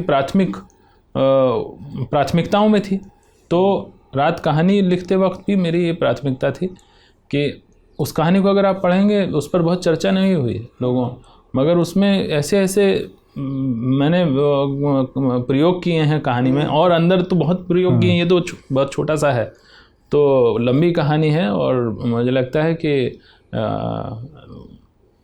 उस समय के जो आलोचक जो विरोध करते थे दलित साहित्य का, उनके लिए एक तरह का जवाब था। इसीलिए आप कहते हैं कि मैं मजबूरी में शिल्प पर मेहनत करता हूँ। हाँ, बेवजह है। आप जिस बात को, जैसे कि मैंने बाद में जो नए यस्सर में जो दूसरा कहानी संग्रह है उसमें मैंने उस तरह की वो ध्यान नहीं रखा है। वो मैंने 7 कहानियों में ही रखा है जो मेरी पहले संग्रह में। उसमें सहज रूप से देखिए, कहानी की सहजता सबसे बड़ी चीज़ है। हाँ। कहानी की रोचकता सबसे बड़ी चीज़ है। जब आप शिल्प पर या कला पर बहुत ध्यान दे रहे होते हैं तब कई बारी जो उसका जो मूल संवेदना होती है वो प्रभावित हो जाती है। सहज ढंग से जो प्रभाव पड़ता है, चाहे वो प्रेमचंद का। आप कैसे संतुलन साधते हैं? संतुलन कैसे साधता हूँ, ये तो दोनों तरह के हैं। क्योंकि आप तो कला पे ज़्यादा ध्यान देते हैं, मजबूरी में आप कहते हैं, लेकिन आपका भाव पक्ष भी आपको मजबूत रखना है, इसका भी ध्यान रखना है। वो बस ये समझ लीजिए कि अतिरिक्त श्रम करना पड़ता है। अतिरिक्त श्रम इसलिए करना पड़ता है कि हमें उस धारणा को तोड़ना है कि हम अयोग्य नहीं हैं। अच्छा, चीख जो है एक जिगोलो की कहानी है ना? गोदना कहानी में जब वो नमो बुद्धाय जय जय भीम गुदवाता है और कहता है कि पुराने और बदरंग जूते तो बदले जा सकते हैं, पर ये गोदना, इसका मैं क्या करूं, ये हो गई। या फिर यस्सर हो गई, कोई भी और कहानी, आपकी अधिकांश कहानियाँ उपन्यास तक सब मैं शैली में चलता है। ज़्यादातर अधिकांश चीज़ें जब आप मैं शैली में कोई चीज़ लिखते हैं, और ज़्यादातर चीज़ें दलित साहित्य में, चूँकि आत्मकथा से शुरू हुआ और ये मान लिया गया जो आत्मकथात्मक है वो दलित साहित्य है, तो आपके साथ भी क्या ये समस्या बनी रहती है? क्योंकि मैंने तो सुना कि जो चीख कहानी है वो आप ही की कहानी है, आप ही का आप बीती है, इसी तरीके से गोदना भी आपकी आप बीती है, बहुत सारी कहानियाँ हैं। हाँ, मुझे लगता है कि ये इसमें भी वो 2 तरह की भावनाएं मैं रिसीव करता रहा हूँ। क्योंकि 2005 में एक चीख कहानी छपी थी और 2004 में उपमहाद्वीप छपी थी। मैं उपमहाद्वीप पर पहले बता देता हूँ, फिर चीख पर बताऊँगा। उपमहाद्वीप जब मैंने लिखी तो वो उसमें कुछ ऐसे चित्रण थे जिसकी वजह से लोगों को ये लगने लगा कि कहीं मेरे संबंध उन वर्गों से तो नहीं हैं जो इस तरह की गतिविधियों से जुड़े रहते हैं। तो खैर मतलब मगर उन्होंने पूछा, उसकी तो भाषा पर भी काफ़ी चर्चा हुई। तो चीख में भी मुझे यही लगा कि लोगों ने ये सोचा कि ये मेरी कहानी है, तो मुझे लगा कि कम से कम मैं उस अनुभव के उस स्तर पर पाठक को ले आया कि वो मुझको और कहानी को अलग नहीं कर पा रहा। तो ये मेरा कौशल सफल हुआ, ये मेरा प्रयास सफल हुआ कि वो उस अनुभूति में पहुंच गया कि ये लेखक की कहानी है, जबकि मेरा कोई उद्देश्य नहीं था इसको करने का। जब कहानी ये करवा दे तो आत्मकथा का काम हो गया। इसीलिए उन लोगों को लगता है कि ये आत्मकथ्य है अजय नावरिया की, अपनी जीवन की। तो वो वेरीफाई कर सकते थे और किया लोगों ने, और तरीके से कई तरीकों से, और फिर पाया कि ये नहीं, ये तो कहानी है सिर्फ। मैं इसलिए कहना चाहता हूँ ये बात और ज़रूरी तरीके से, ज़रूरी वजह से कि कल्पना कितनी महत्वपूर्ण भूमिका निभाती है। चीख एकमात्र ऐसी कहानी है जिसमें एक भी पात्र यथार्थ नहीं है, मेरे जीवन में नहीं है, एक भी पात्र नहीं। तो पूरी कहानी कल्पना पर है और मैंने उस कल्पना को इस कदर बुना कि वो यथार्थ हो गई। तो क्या ये मानसिकता टूट नहीं पा रही है अजय जी कि दलित लेखन फिक्शन भी हो सकता है? या फिर दलित लेखक उस कोष्ठक से बाहर नहीं आना चाहते हैं? दोनों तरफ से है। सुविधा की बात है, ये सुविधा की बात है उन लोगों की तरफ से जो लोग उस फ्रेम से बाहर निकलकर काम नहीं कर सकते। मैंने कहा ना कि उसमें अतिरिक्त श्रम चाहिए। तो आपको कई बार कहानी को तोड़ना पड़ता है, कई बार कहानी लिखना बहुत समय चाहिए होता है, तो कई महीने लग जाते हैं। तो जब आप कहानी में उतना श्रम नहीं करना चाहते तो आप उसी में बने रहना चाहेंगे, कोष्ठक में, वहाँ सुविधा है। मगर जब आप उससे बाहर निकलना चाहते हैं तो आपको मेहनत करनी चाहिए। ये भय भी तो हो सकता है कि अगर हम इससे बाहर निकले तो शायद जो दलित कहानीकार या लेखक होने का जो हमको सर्टिफिकेट मिला हुआ है वो शायद हमसे हट जाए। मुझे लगता है कि इसकी परवाह कहानीकार को नहीं करनी चाहिए। मैं मानता हूँ कि कहानीकार को इसकी परवाह नहीं करनी चाहिए कि वो मेडल हट जाएगा या वो जो उसका एक वो लगा है। वो बहुत सारे लोग तो ये भी कहते हैं मुझे कि आप दलित साहित्यकार हैं ही नहीं, दलित लोग ही कहते हैं। क्या इस तरह के टैग की ज़रूरत है? देखिए, अगर दलित साहित्य है, जातियां हैं, वर्ण व्यवस्था है, साहित्य का विभाजन पहले से है, तो ये टैग तो रहेगा, आप चाहें ना चाहें। मैं ये नहीं कह रहा हूँ कि ज़रूरत है, मैं ये कह रहा हूँ कि इसकी ज़रूरत तब तक बनी रहेगी जब तक कि समाज में विभाजन है। अगर समाज में विभाजन है तो साहित्य में भी विभाजन होगा और फिर वो लेखकों का भी विभाजन होगा। आलोचना के स्तर पर अगर हमने दलित साहित्य ना लिखा होता तो शायद मैं ऐसे बहुत सारे लेखकों को जानता हूँ, उनको मेन स्ट्रीम जिसे कहा जाता है, इन्वर्टेड कॉमर्स में कह रहा हूँ, कोट एंड कोट, कि मेन स्ट्रीम में उनको कोई जगह नहीं दी गई, जबकि वो दलित हैं और उन्होंने कोई दलित साहित्य नहीं लिखा। उन्होंने वही सब लिखा, प्रेम पर लिखा, प्रकृति पर लिखा, बेरोजगारी पर लिखा, सांप्रदायिकता पर लिखा। लेकिन अजय जी, अभी भी बड़े इश्यूज दलित साहित्य में नहीं है। वैश्विक संकट, मानव के वैश्विक संकट हो, पर्यावरण का संकट हो, युद्ध के संकट हो, ये अभी भी दलित साहित्य में उस स्तर पर नहीं है जिस स्तर पर होने चाहिए, और चीज़ें अभी भी रेपिटेटिव मोड में चल रही हैं। आप मुझे हिंदी साहित्य में, कथा साहित्य में 1980 तक में बताइए कि हिंदी कहानी और हिंदी उपन्यास में बड़े प्रश्न कहाँ हैं। एक बात। दूसरी बात, आपको क्या लगता नहीं है कि एक व्यक्ति के पूरी की पूरी समुदाय की अस्मिताओं का खतरा हो रहा है, उसका जीवन का संकट हो रहा है, ये ज़्यादा बड़ा प्रश्न है कि वैश्विक प्रश्न बड़े? उसके लिए तो यही विश्व है कि उसका परिवार बच जाए, उसका समुदाय बच जाए, उसकी इज्जत बच जाए, उसको खाने को मिल जाए, उसकी जो गरिमा है उसका बचाव हो। ये क्या बड़े सवाल नहीं है? हमने बड़े सवाल उनको मान लिया है जो जो जो युद्ध है वो बड़ा सवाल है, वो मंदी है वो बड़ा सवाल है। अरे भाई ये भी बड़ा सवाल है कि एक आदिवासी को मार दिया गया, उसकी पत्नी को उठा लिया गया, उसके बच्चों को, जो जवान बच्चे थे उनको जेल में डाल दिया गया। ये क्या बड़ा सवाल नहीं है? एक मनुष्य का जीवन बड़ा सवाल है अपने आप में, इसका ख्याल रखा जाना चाहिए। और दलित साहित्य वही काम कर रहा है। कोई ज़रूरी नहीं है कि युद्ध पर लिखकर ही कोई बड़ा सवाल होगा, है ना? वो भी लिखा जाना चाहिए, मैं ये नहीं कह रहा हूँ कि नहीं लिखा जाना चाहिए, मगर रिपीटिशन तो जिसे मेन स्ट्रीम लिटरेचर कहते हैं उसमें इतना ज़्यादा है। वर्ग था नहीं और वर्ग पर कहानियाँ लिख रहे हैं यहाँ पर। अरे तुम्हारा समाज दूसरा है भाई, तुम कहानियाँ कहाँ के लिए लिख रहे हो? अगर नई कहानी के दौर में ये कहानियाँ नहीं आती तो मुझे लगता है कहानियों से जुड़ा भी नहीं। प्रेमचंद को हम क्यों पूछते हैं? प्रेमचंद ने यहाँ के लोगों से जुड़कर कहानियाँ लिखी, इसलिए प्रेमचंद को पूछा जाता है। बाकी जो जड़ों से ही कटे हुए हैं, जब नई कहानी का वो आता है तो वो कहते हैं ना अनुभूति की प्रामाणिकता। अच्छा, नामवर सिंह कहते हैं परिंदे पहली नई कहानी है और कमल भारती उसको नकार देते हैं, कहते हैं कि दलित का प्रश्न ही नहीं है। सिर्फ कमल भारती नहीं नकारते, खुद पर नामवर जी ने बाद में अफसोस किया होगा इस बात पर कि परिंदे जो है वो पहली नई कहानी नहीं हो सकती। कैसे संभव है? नामवर जी के बारे में राजेंद्र जी ने कहा था कि गांव से आए थे और परिंदे जैसी कहानी पढ़ी तो ज़रा भ्रमित हो गए। तो इसलिए ऐसा नहीं है कि उनकी कुछ वजह रही होंगी नामवर जी की। अजय जी, क्या दलित साहित्य में ये आत्मालोचन है कि अपनी ही स्त्री के साथ उसका संबंध पितृसत्तात्मक है या नहीं? जब पूरा देश ही पितृसत्ता में जी रहा हो तो वो कहाँ से बचेंगे? इसलिए ये इससे इनकार नहीं किया जा सकता कि दलित समाज में भी पितृसत्ता है।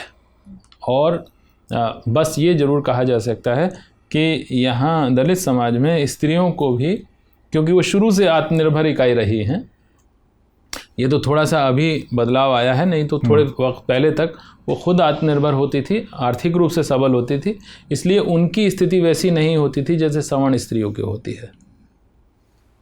आप याद कर लीजिए रांगे राघव का जो कब तक पुकारूं उपन्यास है, उसमें वो कहती है कि हम तो कमा कर खाते हैं। तो कमाकर जो खाता है वो फिर न पुरुष से दबती है स्त्री।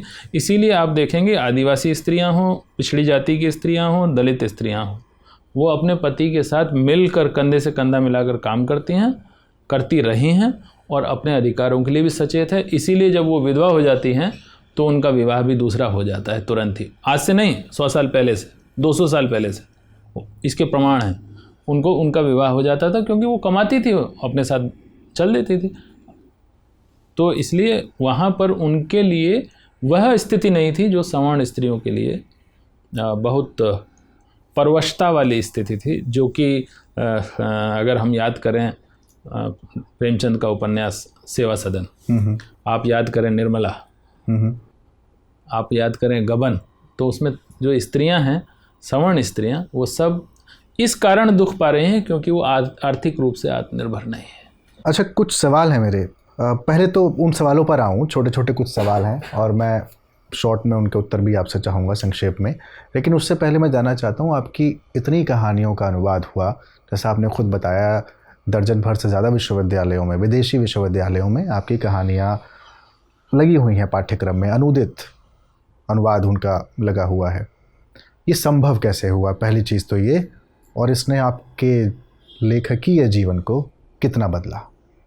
देखिए, पहला सवाल का जवाब दे दूं कि ये तो मुझे भी नहीं पता ये कैसे हुआ, क्योंकि लोग कहते हैं आप विदेश इसीलिए जाते हैं।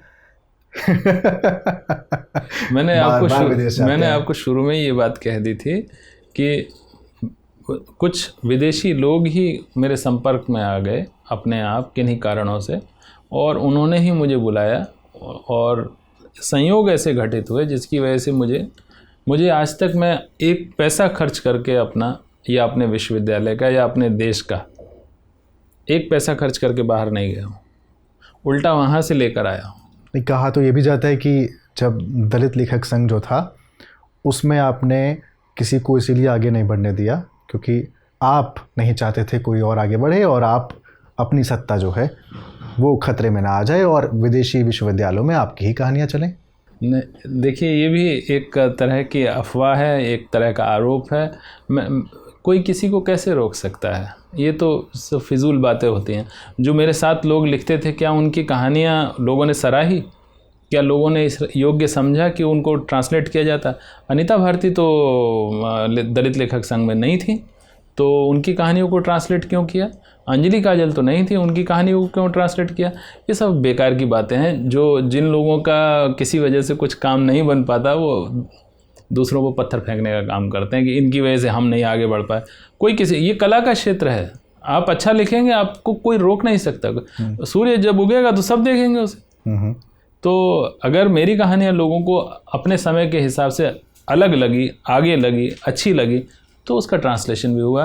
क्योंकि शायद एक बड़ी वजह ये थी कि शहरी मध्य वर्ग की, अर्बन स्पेस की कहानियाँ मैंने सबसे पहले लिखी, और उतनी डिटेल्स में लिखी, उतनी गहनता में लिखी कि उससे पहले नहीं लिखी गई थी।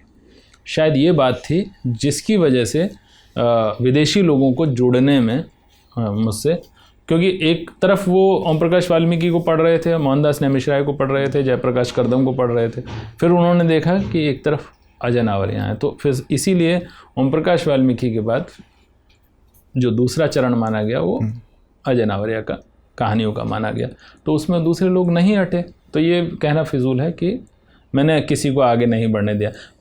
इसका उल्टा है, मैं सबको मौके देता था। मैं पीछे रहता था लेखक संघ में। लेखक संघ में तो बिल्कुल उलट स्थिति थी। मैं कहता था कि आप संचालन करेंगे, आप ये भाषण दें, मैं पीछे रहता था।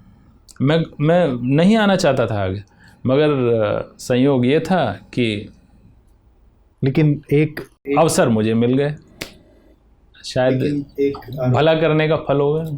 लेकिन लोगों का ये भी कहना है कि जैसे आपने कहा कि मैं अवसर देता था दूसरों को, लोगों का ये भी कहना है, आप ही के साथ के जो लोग हैं उनका ये कहना है कि जब हंस में आप नज़दीक थे राजेंद्र यादव के, उस समय जैसे आपने जातियों के भीतर की उपजातियों की बात की, तो एक उपजाति थी जिससे आपको थोड़ा सा समस्या थी और आप उसे आगे नहीं बढ़ने देना चाहते थे। ये एक फिर गलत आरोप है और मिथ्या आरोप है। और ये वाल्मीकि स्कूल की बात कर रहा हूँ मैं। हाँ। जो उनके लोग नहीं, मैं बिल्कुल इसे मिथ्या आरोप मान रहा हूँ। मैंने अपने जीवन में कभी किसी के साथ, दलित तो छोड़ दीजिए, मैंने किसी सवर्ण के साथ ये व्यवहार नहीं रखा। मेरे दिमाग में मैं सोच नहीं पाता हूँ उस चीज़ को। मेरे व्यक्तिगत जीवन में जिस तरह की मित्रताएं हैं वो उसमें आप देखें तो आपको वो पूरे सब लोग, धर्म, जाति, सब तरह के लोग, जेंडर, कोई फ़र्क नहीं मिलेगा। जब मेरी अपब्रिंगिंग ऐसी नहीं है, मेरे सबकॉन्शियस में वैसा नहीं है, तो मैं व्यवहार कैसे करूँगा? अब जो बात आपने कही है मैं बता दूँ आपको, वाल्मीकि समाज के लोग हों या जाटव समाज के लोग हों, मैंने उनको बुला कर छापा है हंस में, उनसे लिखवा कर ज़बरदस्ती मैंने राजन जी से कह कर, नहीं सर छाप दीजिए इनकी कहानी एक भी नहीं छपी है हंस में अब तक। और राजन जी कहते थे अरे यार ये थोड़ा ठीक करवाओ। फिर मैं उससे कहता था भाई इसको थोड़ा ठीक कर। मैं एक व्यक्ति का नाम नहीं लूँगा, मगर अगर वो लोग ये सोचते हैं तो वो खुद सोचें कि वो हंस में अगर छपे तो अजय नावरिया की वजह से छपे। वो चाहे वो वाल्मीकि जाति के थे, चाहे वो जाटव जाति के थे या किसी और दलित जाति के थे। मैंने ये सोचकर नहीं कि इवन ऐसा भी हुआ कि जो मेरी जाति के लोग थे मैंने उनको नहीं छापा, और मेरी जाति के लोग थे उनको छापा। तो ये इससे कोई मैटर नहीं था कि वो मेरी जाति के थे इसलिए मैंने उनको छापवाया वहाँ पर, नहीं। तो क्या दलित विशेषांक जब बन रहा था तो जो चुनाव था, सिलेक्शन था, वो जाति आधारित नहीं था? बिल्कुल नहीं था। उसमें वाल्मीकि भी हैं, जाटव भी हैं। अगर आप उसका एक छोटा सा सर्वेक्षण करके देख लें अंक का, उसमें अगर आपको शायद ना पता लगे, मैं बता दूंगा कितने लोग वाल्मीकि समाज के हैं, कितने लोग जाटव समाज के हैं, कितने लोग दूसरे जातियों के हैं। उसमें सवर्ण भी हैं जिन्होंने लिखना चाहा, उनको भी मैंने शामिल किया। शर्त यही थी कि पक्ष में होना चाहिए। हाँ, हमारी एक मित्र हैं, मुझे यहाँ उसको स्वीकार करने में कोई वो नहीं है, उनकी कहानी मैंने पहले पसंद कर ली थी। योगिता यादव नाम है उनका, कहानियाँ बहुत अच्छी लिखती हैं, उनको हंस का सम्मान भी मिला है। तो बाद में मैंने कहानी पढ़ी तो मुझे लगा कि कहीं अंत में कहानी आंदोलन के विरोध में जा रही है। वो कहानी जो उन्होंने इसी अंक के लिए लिखी थी और वो कहानी बाद में छप भी गई।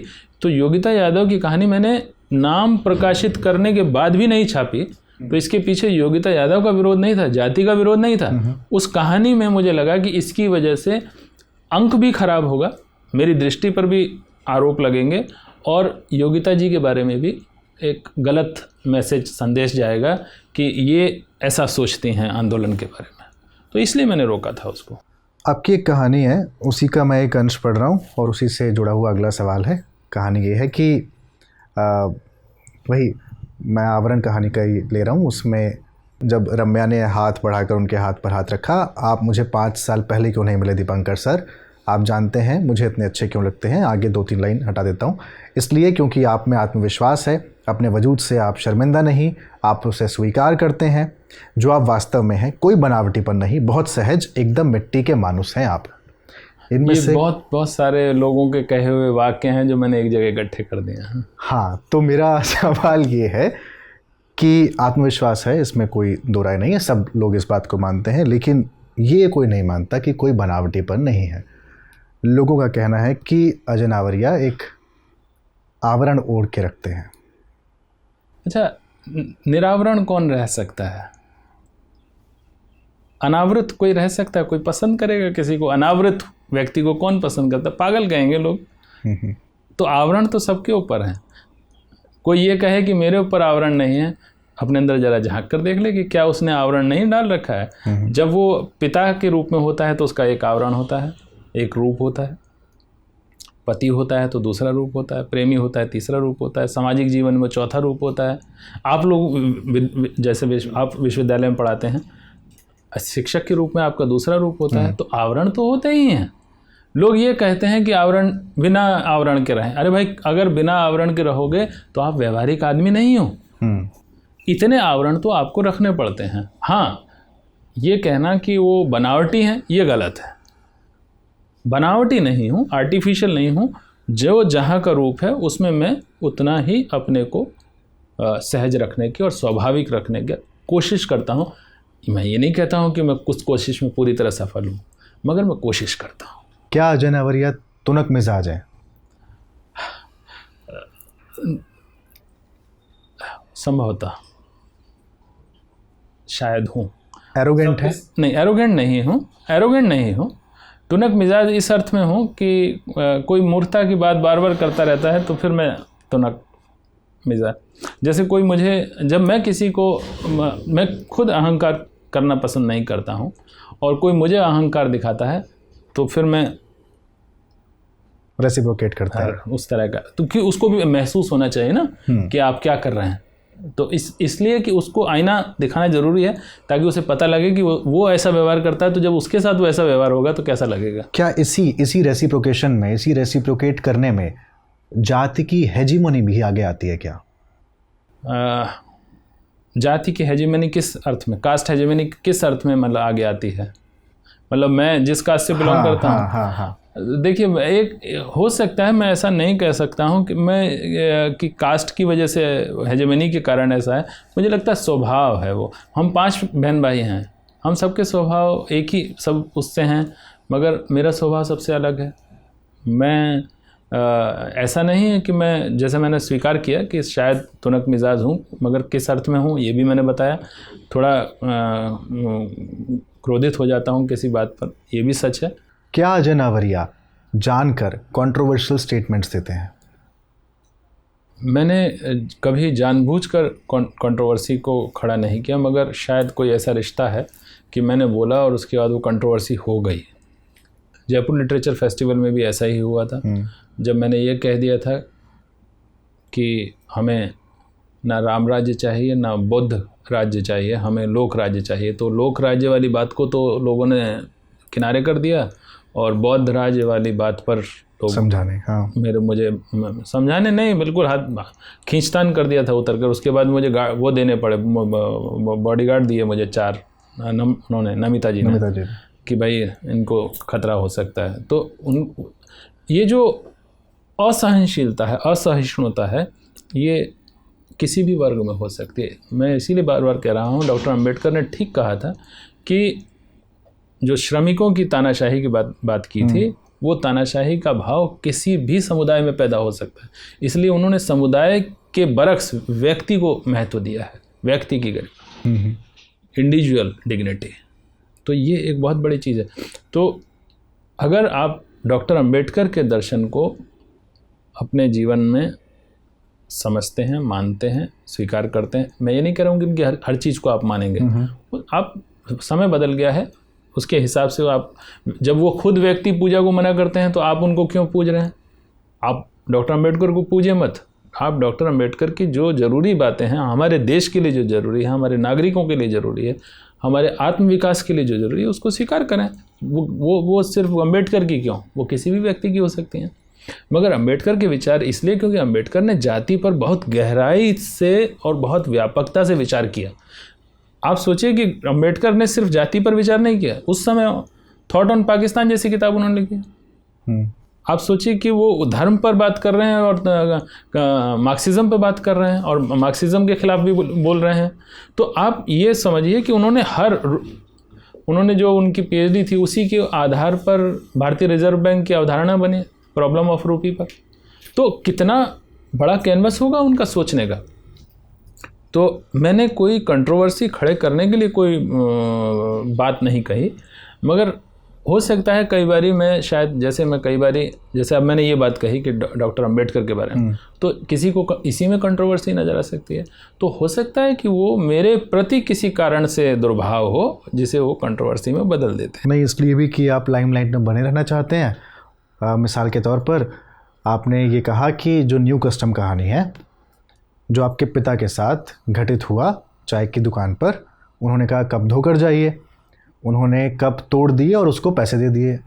आप कहते हैं कि सेम घटना सेम दुकान पर 20 साल बाद, सेम दुकान नहीं थी, दुकान तो मतलब गांव ही दूसरा था। 20 साल बाद इसी तरह की घटना सेम आपके साथ होती है, आपसे कहा जाता है कि कप धोइए, आप कप तोड़ते हैं, आप पैसा देके आ जाते हैं। नहीं, ये गलत है। मैंने ऐसा नहीं कहा कि मैं गिलास तोड़ता हूँ। मैंने कहा कि सेम घटना मेरे साथ हुई। मैंने ये सिर्फ ये कहा कि मैंने देखा कि लोग वहाँ पी रहे थे और लोग अपना उनसे कप धोने के लिए कह रहे थे। मैंने नहीं पिया, मेरे को क्या ज़रूरत पड़ी जब मैं देख रहा हूँ तो, और मैं वो काम कर नहीं सकता हूँ, तो मैंने नहीं तोड़ा। मैंने तो सिर्फ कहानी में उस इमेजिनेशन आपका शब्द है smash the rupee and I broke the cup. अंग्रेजी में आपने इंटरव्यू दिया है।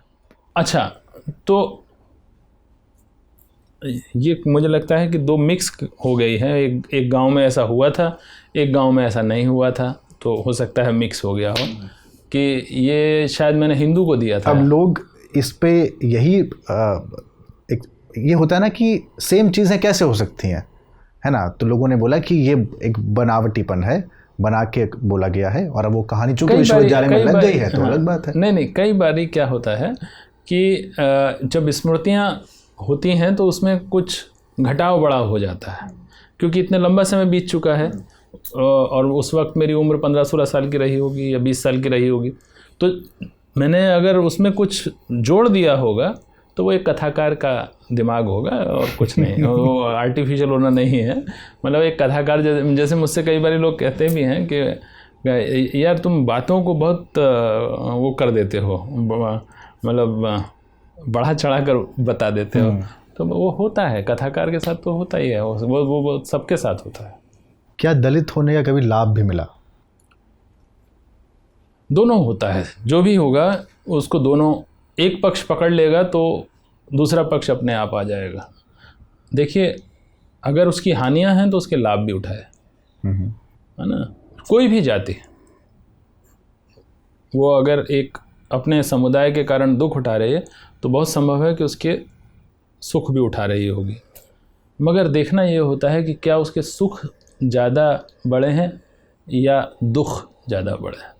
तो दलित होने के दुख ज़्यादा बड़े हैं, सुख बड़े नहीं, क्योंकि आप 24 घंटे एक ऐसी स्थिति में रहते हैं जो आशंकित वाली करने वाली कि कब आपका इस आधार पर अपमान हो सकता है। क्योंकि आपके साथ तो वो दलित होने की जो फ्रेंचाइजी है और वो जो शहर तक आ जाती है और जो बाज़ार जिसके साथ जुड़ जाता है, आप बाज़ार के हिसाब से लिखना, ट्रांसलेट करना, तमाम चीज़ें आपके साथ जुड़ जाती हैं, फिर प्रोफेसर अलग, तो वो तमाम चीज़ें जब जुड़ जाती हैं तो लगता है कि शायद संभवतः लाभ अधिक रहा हो। इन सब के बावजूद दलित होने का दुख ज़्यादा बड़ा होता है, क्योंकि अगर आप प्रोफेसर हैं, चाहे आईएएस ऑफिसर हैं, चाहे मंत्री हैं, तो जो पावर है उसका जो स्वरूप है उसको कितना रेलिश उसका लाभ कितना उठा पाते हैं वो दूसरे लोग नियंत्रित करके रखते हैं। तो देखना ये होता है कि जो हमारा जो आर्थिक संसाधन है, जो संसाधनों पर जो लोग बैठे हुए हैं, वो जिस समुदाय के होते हैं वो वास्तविक सत्ता होती है, वही ताकत देते हैं। तो दलित होने के दुख के सामने उसके सुख नगण्य हैं। यानी एक व्यक्ति अगर 24 घंटे ये इस बात से डरा रहे कि यहाँ ये पता लगने के बाद उसको इनवाइट नहीं किया जाएगा, या उसको उपेक्षा महसूस होगी, या वो अजनबी महसूस करेगा बीच में, जैसे वो ऑड मैन आउट हो जाएगा मतलब, तो वो कोई सुख नहीं है। वो एक ऐसा कांटा है जो कब चुभ जाएगा पता नहीं है, छिपा हुआ कांटा। चलिए प्रेम की तरफ आता हूँ। अंतिम 2 सवाल हैं। उधर के लोग में आप लिखते हैं कि प्रेम मल्टीपल डिसेबिलिटी समथिंग का आपने इस्तेमाल किया है। रुकिए मैं पढ़ ही देता हूँ। हाँ, वो प्रेम अंधा ही नहीं होता। अंधा ही नहीं होता है, शायद प्यार मल्टीपल डिसेबल्ड होता है, आप लिखते हैं। हाँ, मतलब उसमें कुछ सुनाई भी नहीं देता, कोई समझाएगा तो समझ में, तो किसी की बुराई करो आप, और मैं अगर किसी के प्रेम में हूँ या आप किसी के प्रेम में, और मैं आपको समझाऊँ ये वो ऐसा ऐसा, सुनाई नहीं देगा आपको। अजय नावरिया के लिए प्रेम का क्या अर्थ है, कैसे समझते हैं, कैसे देखते हैं? क्या वो प्रेम में डिसेबल्ड हुए, अंधे हुए? याद नहीं है अब ये तो, कि बहुत वक्त मौका ही नहीं मिला होगा शायद कभी, कि घर परिवार के कामों में लगे रहे, तो इस सब चीज़ के लिए मौका ही नहीं बना कभी, फिर विवाह हो गया। लेकिन अब मैं उसको उस तरफ ले जाना नहीं चाहता हूँ, मतलब क्योंकि अगर आप इसको अब जाति के आधार पर प्रेम करना पूछे तो ये तो बहुत ही ख़राब चीज़ हो जाएगी। नहीं, मेरा कोई अनुभव नहीं है प्रेम के बारे में, इसलिए मैं इसके बारे में कुछ कह नहीं पाऊँगा।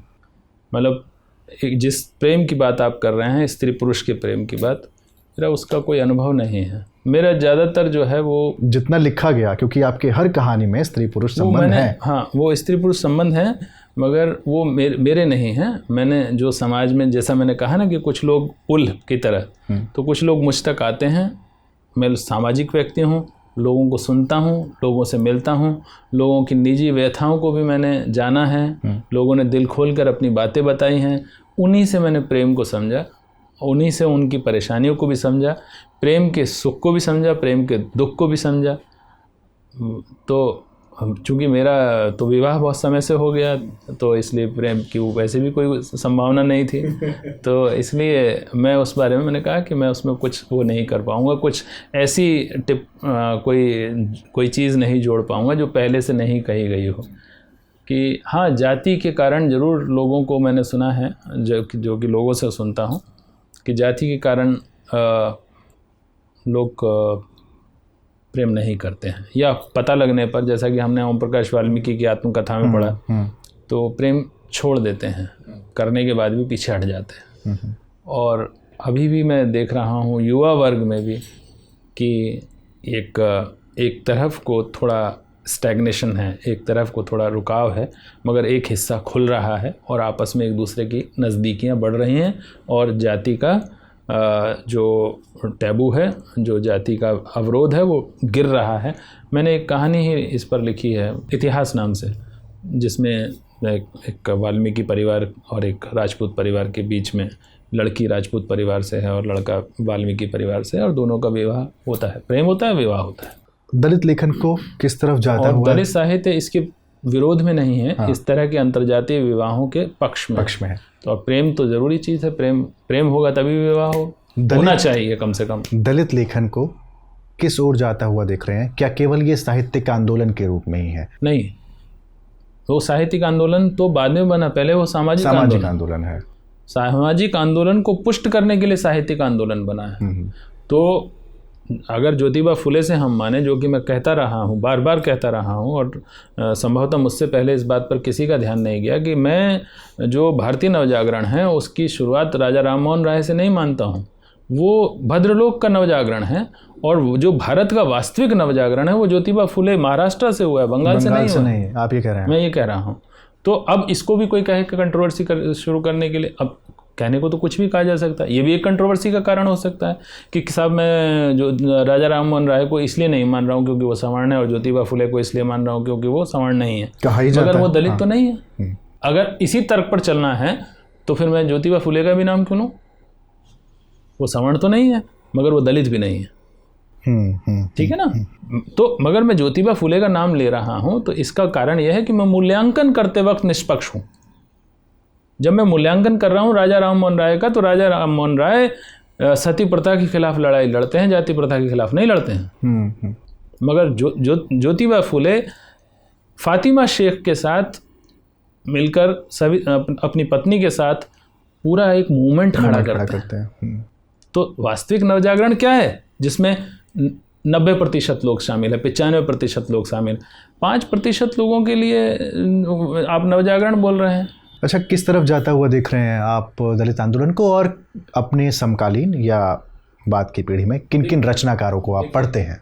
देखिए, दलित साहित्य तो बहुत सही दिशा में जा रहा है, बहुत अच्छी एक ऐसा मानचित्र बना रहा है जिसे रैदास ने कहा था बेगमपुरा का, जिसे कबीर ने कहा था जब वो एक पद में कहते हैं, अवधू बेगम देश हमारा, राजा रंग फकीर बादशाह सबसे कहूँ पुकारा, जो तुम चाहो परम पद को आओ देश हमारा। हाँ। तो या फिर वो जब रैदास ने कहा कि ऐसा चाहूँ राज में जहाँ मिले सबन को अन्न, छोट बड़े सब सम बसें, रैदास रहे प्रसन्न। तो दलित साहित्य तो उसी दिशा में जा रहा है, और अच्छी बात यह है कि हमारा राष्ट्र भी उसी दिशा में जाएगा, क्योंकि साहित्य देर सवेर मानसिकता को बदल देता है। और अभी पिछले 50 सालों में जो मानसिकता बदली हमारे देश की, आप देख लीजिए उससे पहले की मानसिकता में और पिछले 30 साल जो हमारे अभी बीते हैं, 30-40 साल, उसमें लोगों की मानसिकता में कितना तीव्र परिवर्तन आया। तो ये सब शिक्षा और साहित्य, जिस जाति का साहित्य नहीं होगा वो जाति विकसित हो ही नहीं सकती। और किन किन रचनाकारों को इधर आप पढ़ रहे हैं, या आप मानते हैं कि आपकी पीढ़ी के रचनाकार हैं और इनको पढ़ा जाना चाहिए? बहुत हैं ऐसे, किसी का नेम ड्रॉपिंग करना मुझे शोभा नहीं देगा। ठीक है, क्योंकि फिर मैं एक का लूँगा तो वही होगा कि देखो साहब उनका नाम लिया, वो उनके कैंप के होंगे जरूर, इसलिए उनका नाम ले दिया। ऐसा मैंने पिछली गलतियाँ उससे सीखा है। मैं नाम लेता था लोगों के, तो जिन 2 लोगों के नाम ले देते थे वो 4 लोग नाराज़ हो जाते थे। तो मैंने कहा भैया अब नाम लेना ठीक नहीं है। तो ठीक है, सभी लोग अच्छा लिख रहे हैं और अच्छा लिखें। मैं तो यही कहूँगा उनसे कि थोड़ा जागरूक रहें। अपने लिखे पर संतोष है मुझे? मैंने अब तक जो लिखा उस पर मुझे संतोष है। मैं उन लोगों में से नहीं हूँ कि मेरा अभी कोई सर्वश्रेष्ठ आने वाला है। मैंने जो लिखा वो सर्वश्रेष्ठ था, और जो लिखूँगा वो क्या पता सर्वश्रेष्ठ हो कि ना हो। मैं तो लिखने का काम कर सकता हूँ। मैं ये नहीं कह सकता कि मेरी ये कहानी लोगों को पसंद आएगी। मैं कहानी लिखता हूँ, संयोग ये बनता है कि वो कहानी लोगों को पसंद आती है, पाठकों को पसंद आती है। मैंने नहीं सोचा था संक्रमण इतनी पसंद आएगी, कि आवरण इतनी पसंद आएगी, या विखंडन इतनी पसंद आएगी, या चीख इतनी पसंद आएगी। आप यकीन करेंगे, कमल भारती जी ने जब 2005 में वो चीख कहानी आई थी, प्रकाशित हुई, और वो मुझे मिले, दिल्ली आए थे, दिल्ली में मिले, उन्होंने 100 के नोट पर, अब ये थोड़ा हालांकि पुराने ढंग का मामला है, मगर 2005 में ये सब चलता था। 100 का नोट पुराने ढंग का था, वो पुराने वाला जो नोट थे 100 का, उस पर उन्होंने मुझे चीख कहानी के लिए लिख कर दिया था, और वो मैंने बहुत दिन तक संभाल के रखा है कि उन्होंने लिखा था कि चीख जैसी अविस्मरणीय कहानी के लिए। तो गांव देहातों में नहीं देते, अपने से छोटे भाइयों को, बहनों को, बच्चों को रुपया पकड़ाते हैं, या किसी पर ऐसा करके। रुपये का बड़ा महत्व है ग्रामीण जीवन में। आप जाइए कि जब कोई मेहमान आता है तो किसको पैसा देना है, बहुत महत्व होता है। तो उन्होंने 100 के नोट पर लिख कर दिया था। तो मैंने कभी नहीं सोचा था कि चीख इतनी दूर तक लोगों को सुनाई देगी। और अपने किसी भी काम के किए पर कोई दुख या मलाल है? याद नहीं है, होगा मगर याद नहीं है, याद नहीं रखता। जो बीत गई, मैं खुद भी यही कहता हूँ, जो बीत गई सो बात गई। अंतिम सवाल अजय नावरिया, कि ऐसा क्या है जो करना चाहते थे लेकिन नहीं कर पा रहे हैं और चाहते हैं कि वो करें? नॉवल लिखना चाहता हूँ। अभी मेरी योजना में 4 नॉवल हैं। सारी कसर पूरी एक साथ करेंगे। हाँ, 4 नॉवल लिखना चाहता हूँ और पूरी योजना है। हाँ। बस जिस चीज़ की कसक है वो यह है कि समय नहीं मिल पा रहा है। ये पिछला जो 3 साल जो कोविड की वजह से वो एक तरह से पूरे विश्व के जो बर्बाद हुए, उसने हमारी मानसिकता को भी कहीं ना कहीं बहुत हद तक प्रभावित किया। मैं बहुत कोशिश करता था कि मैं लिखूं बैठकर, मगर पता नहीं क्यों, मैं नहीं जानता, मुझे इतनी उदासी रहती थी, तो लगता था जैसे सारा माहौल उदास है, तो लिखने की कोई एक अंदर से प्रेरणा ही नहीं होती थी। अब जाकर थोड़ा सा मोरली मुझे लगता है कि मैं बूस्टअप होना शुरू हुआ हूँ, तो शायद अगले कुछ 1-2 साल में कुछ लिखूँगा। चलिए, आप ऐसे ही सृजनरत रहें और जिस साहित्य के आंदोलन को आप आगे बढ़ा रहे हैं, आप ऐसे ही बढ़ाते रहें। कहानियाँ ट्रांसलेट होती रहें, विश्वविद्यालयों में आप पढ़ा रहे हैं और आप पढ़े जाते रहें। बहुत बहुत शुक्रिया, आपने संगत में हमसे बातचीत की। धन्यवाद आपका भी और संगत का भी और बाकी सब मित्रों का। उन्हीं नामवर सिंह ने ये कहा कि तुम्हारी नियुक्ति जेएनयू में मैनेजर पांडे को करनी चाहिए, और वही नामवर सिंह फिर मुझे मान रहे हैं कि मेरिट नहीं है या मेरिट कम है। तो ये एक अंतर्विरोध है कि नहीं है? कविता के साथ अगर आप ज़बरदस्ती करेंगे तो उसके साथ अन्याय करेंगे, एक गढ़ी हुई बनावटी कविता लिखेंगे। मेरे लिए ही नहीं, पूरी मनुष्यता के लिए सौंदर्य और प्यार का आत्यंतिक महत्व है। कोई निष्क्रिय, कोई जड़ चीज़ नहीं है भाषा। भाषा में मनुष्यता है, तो भाषा भी आपका इस्तेमाल करती है। हमारा दुर्भाग्य है कि वाल्मीकि रामायण को ठीक से बुद्धिजीवियों ने भी नहीं पढ़ा है, जो सेकुलर जमात है वो भी नहीं पढ़ना चाहती है। स्टडी ये है कि जो हिंदू परित्यक्ताओं की संख्या भारतवर्ष में तलाकशुदा मुस्लिम महिलाओं से ज़्यादा है। मैं कह रहा हूँ बड़े कवि हैं, लेकिन उनको समाज बनाता है ना बड़ा कवि। केवल कविता थोड़े बड़ा कवि बनाती है, वो समाज नहीं रहा ना।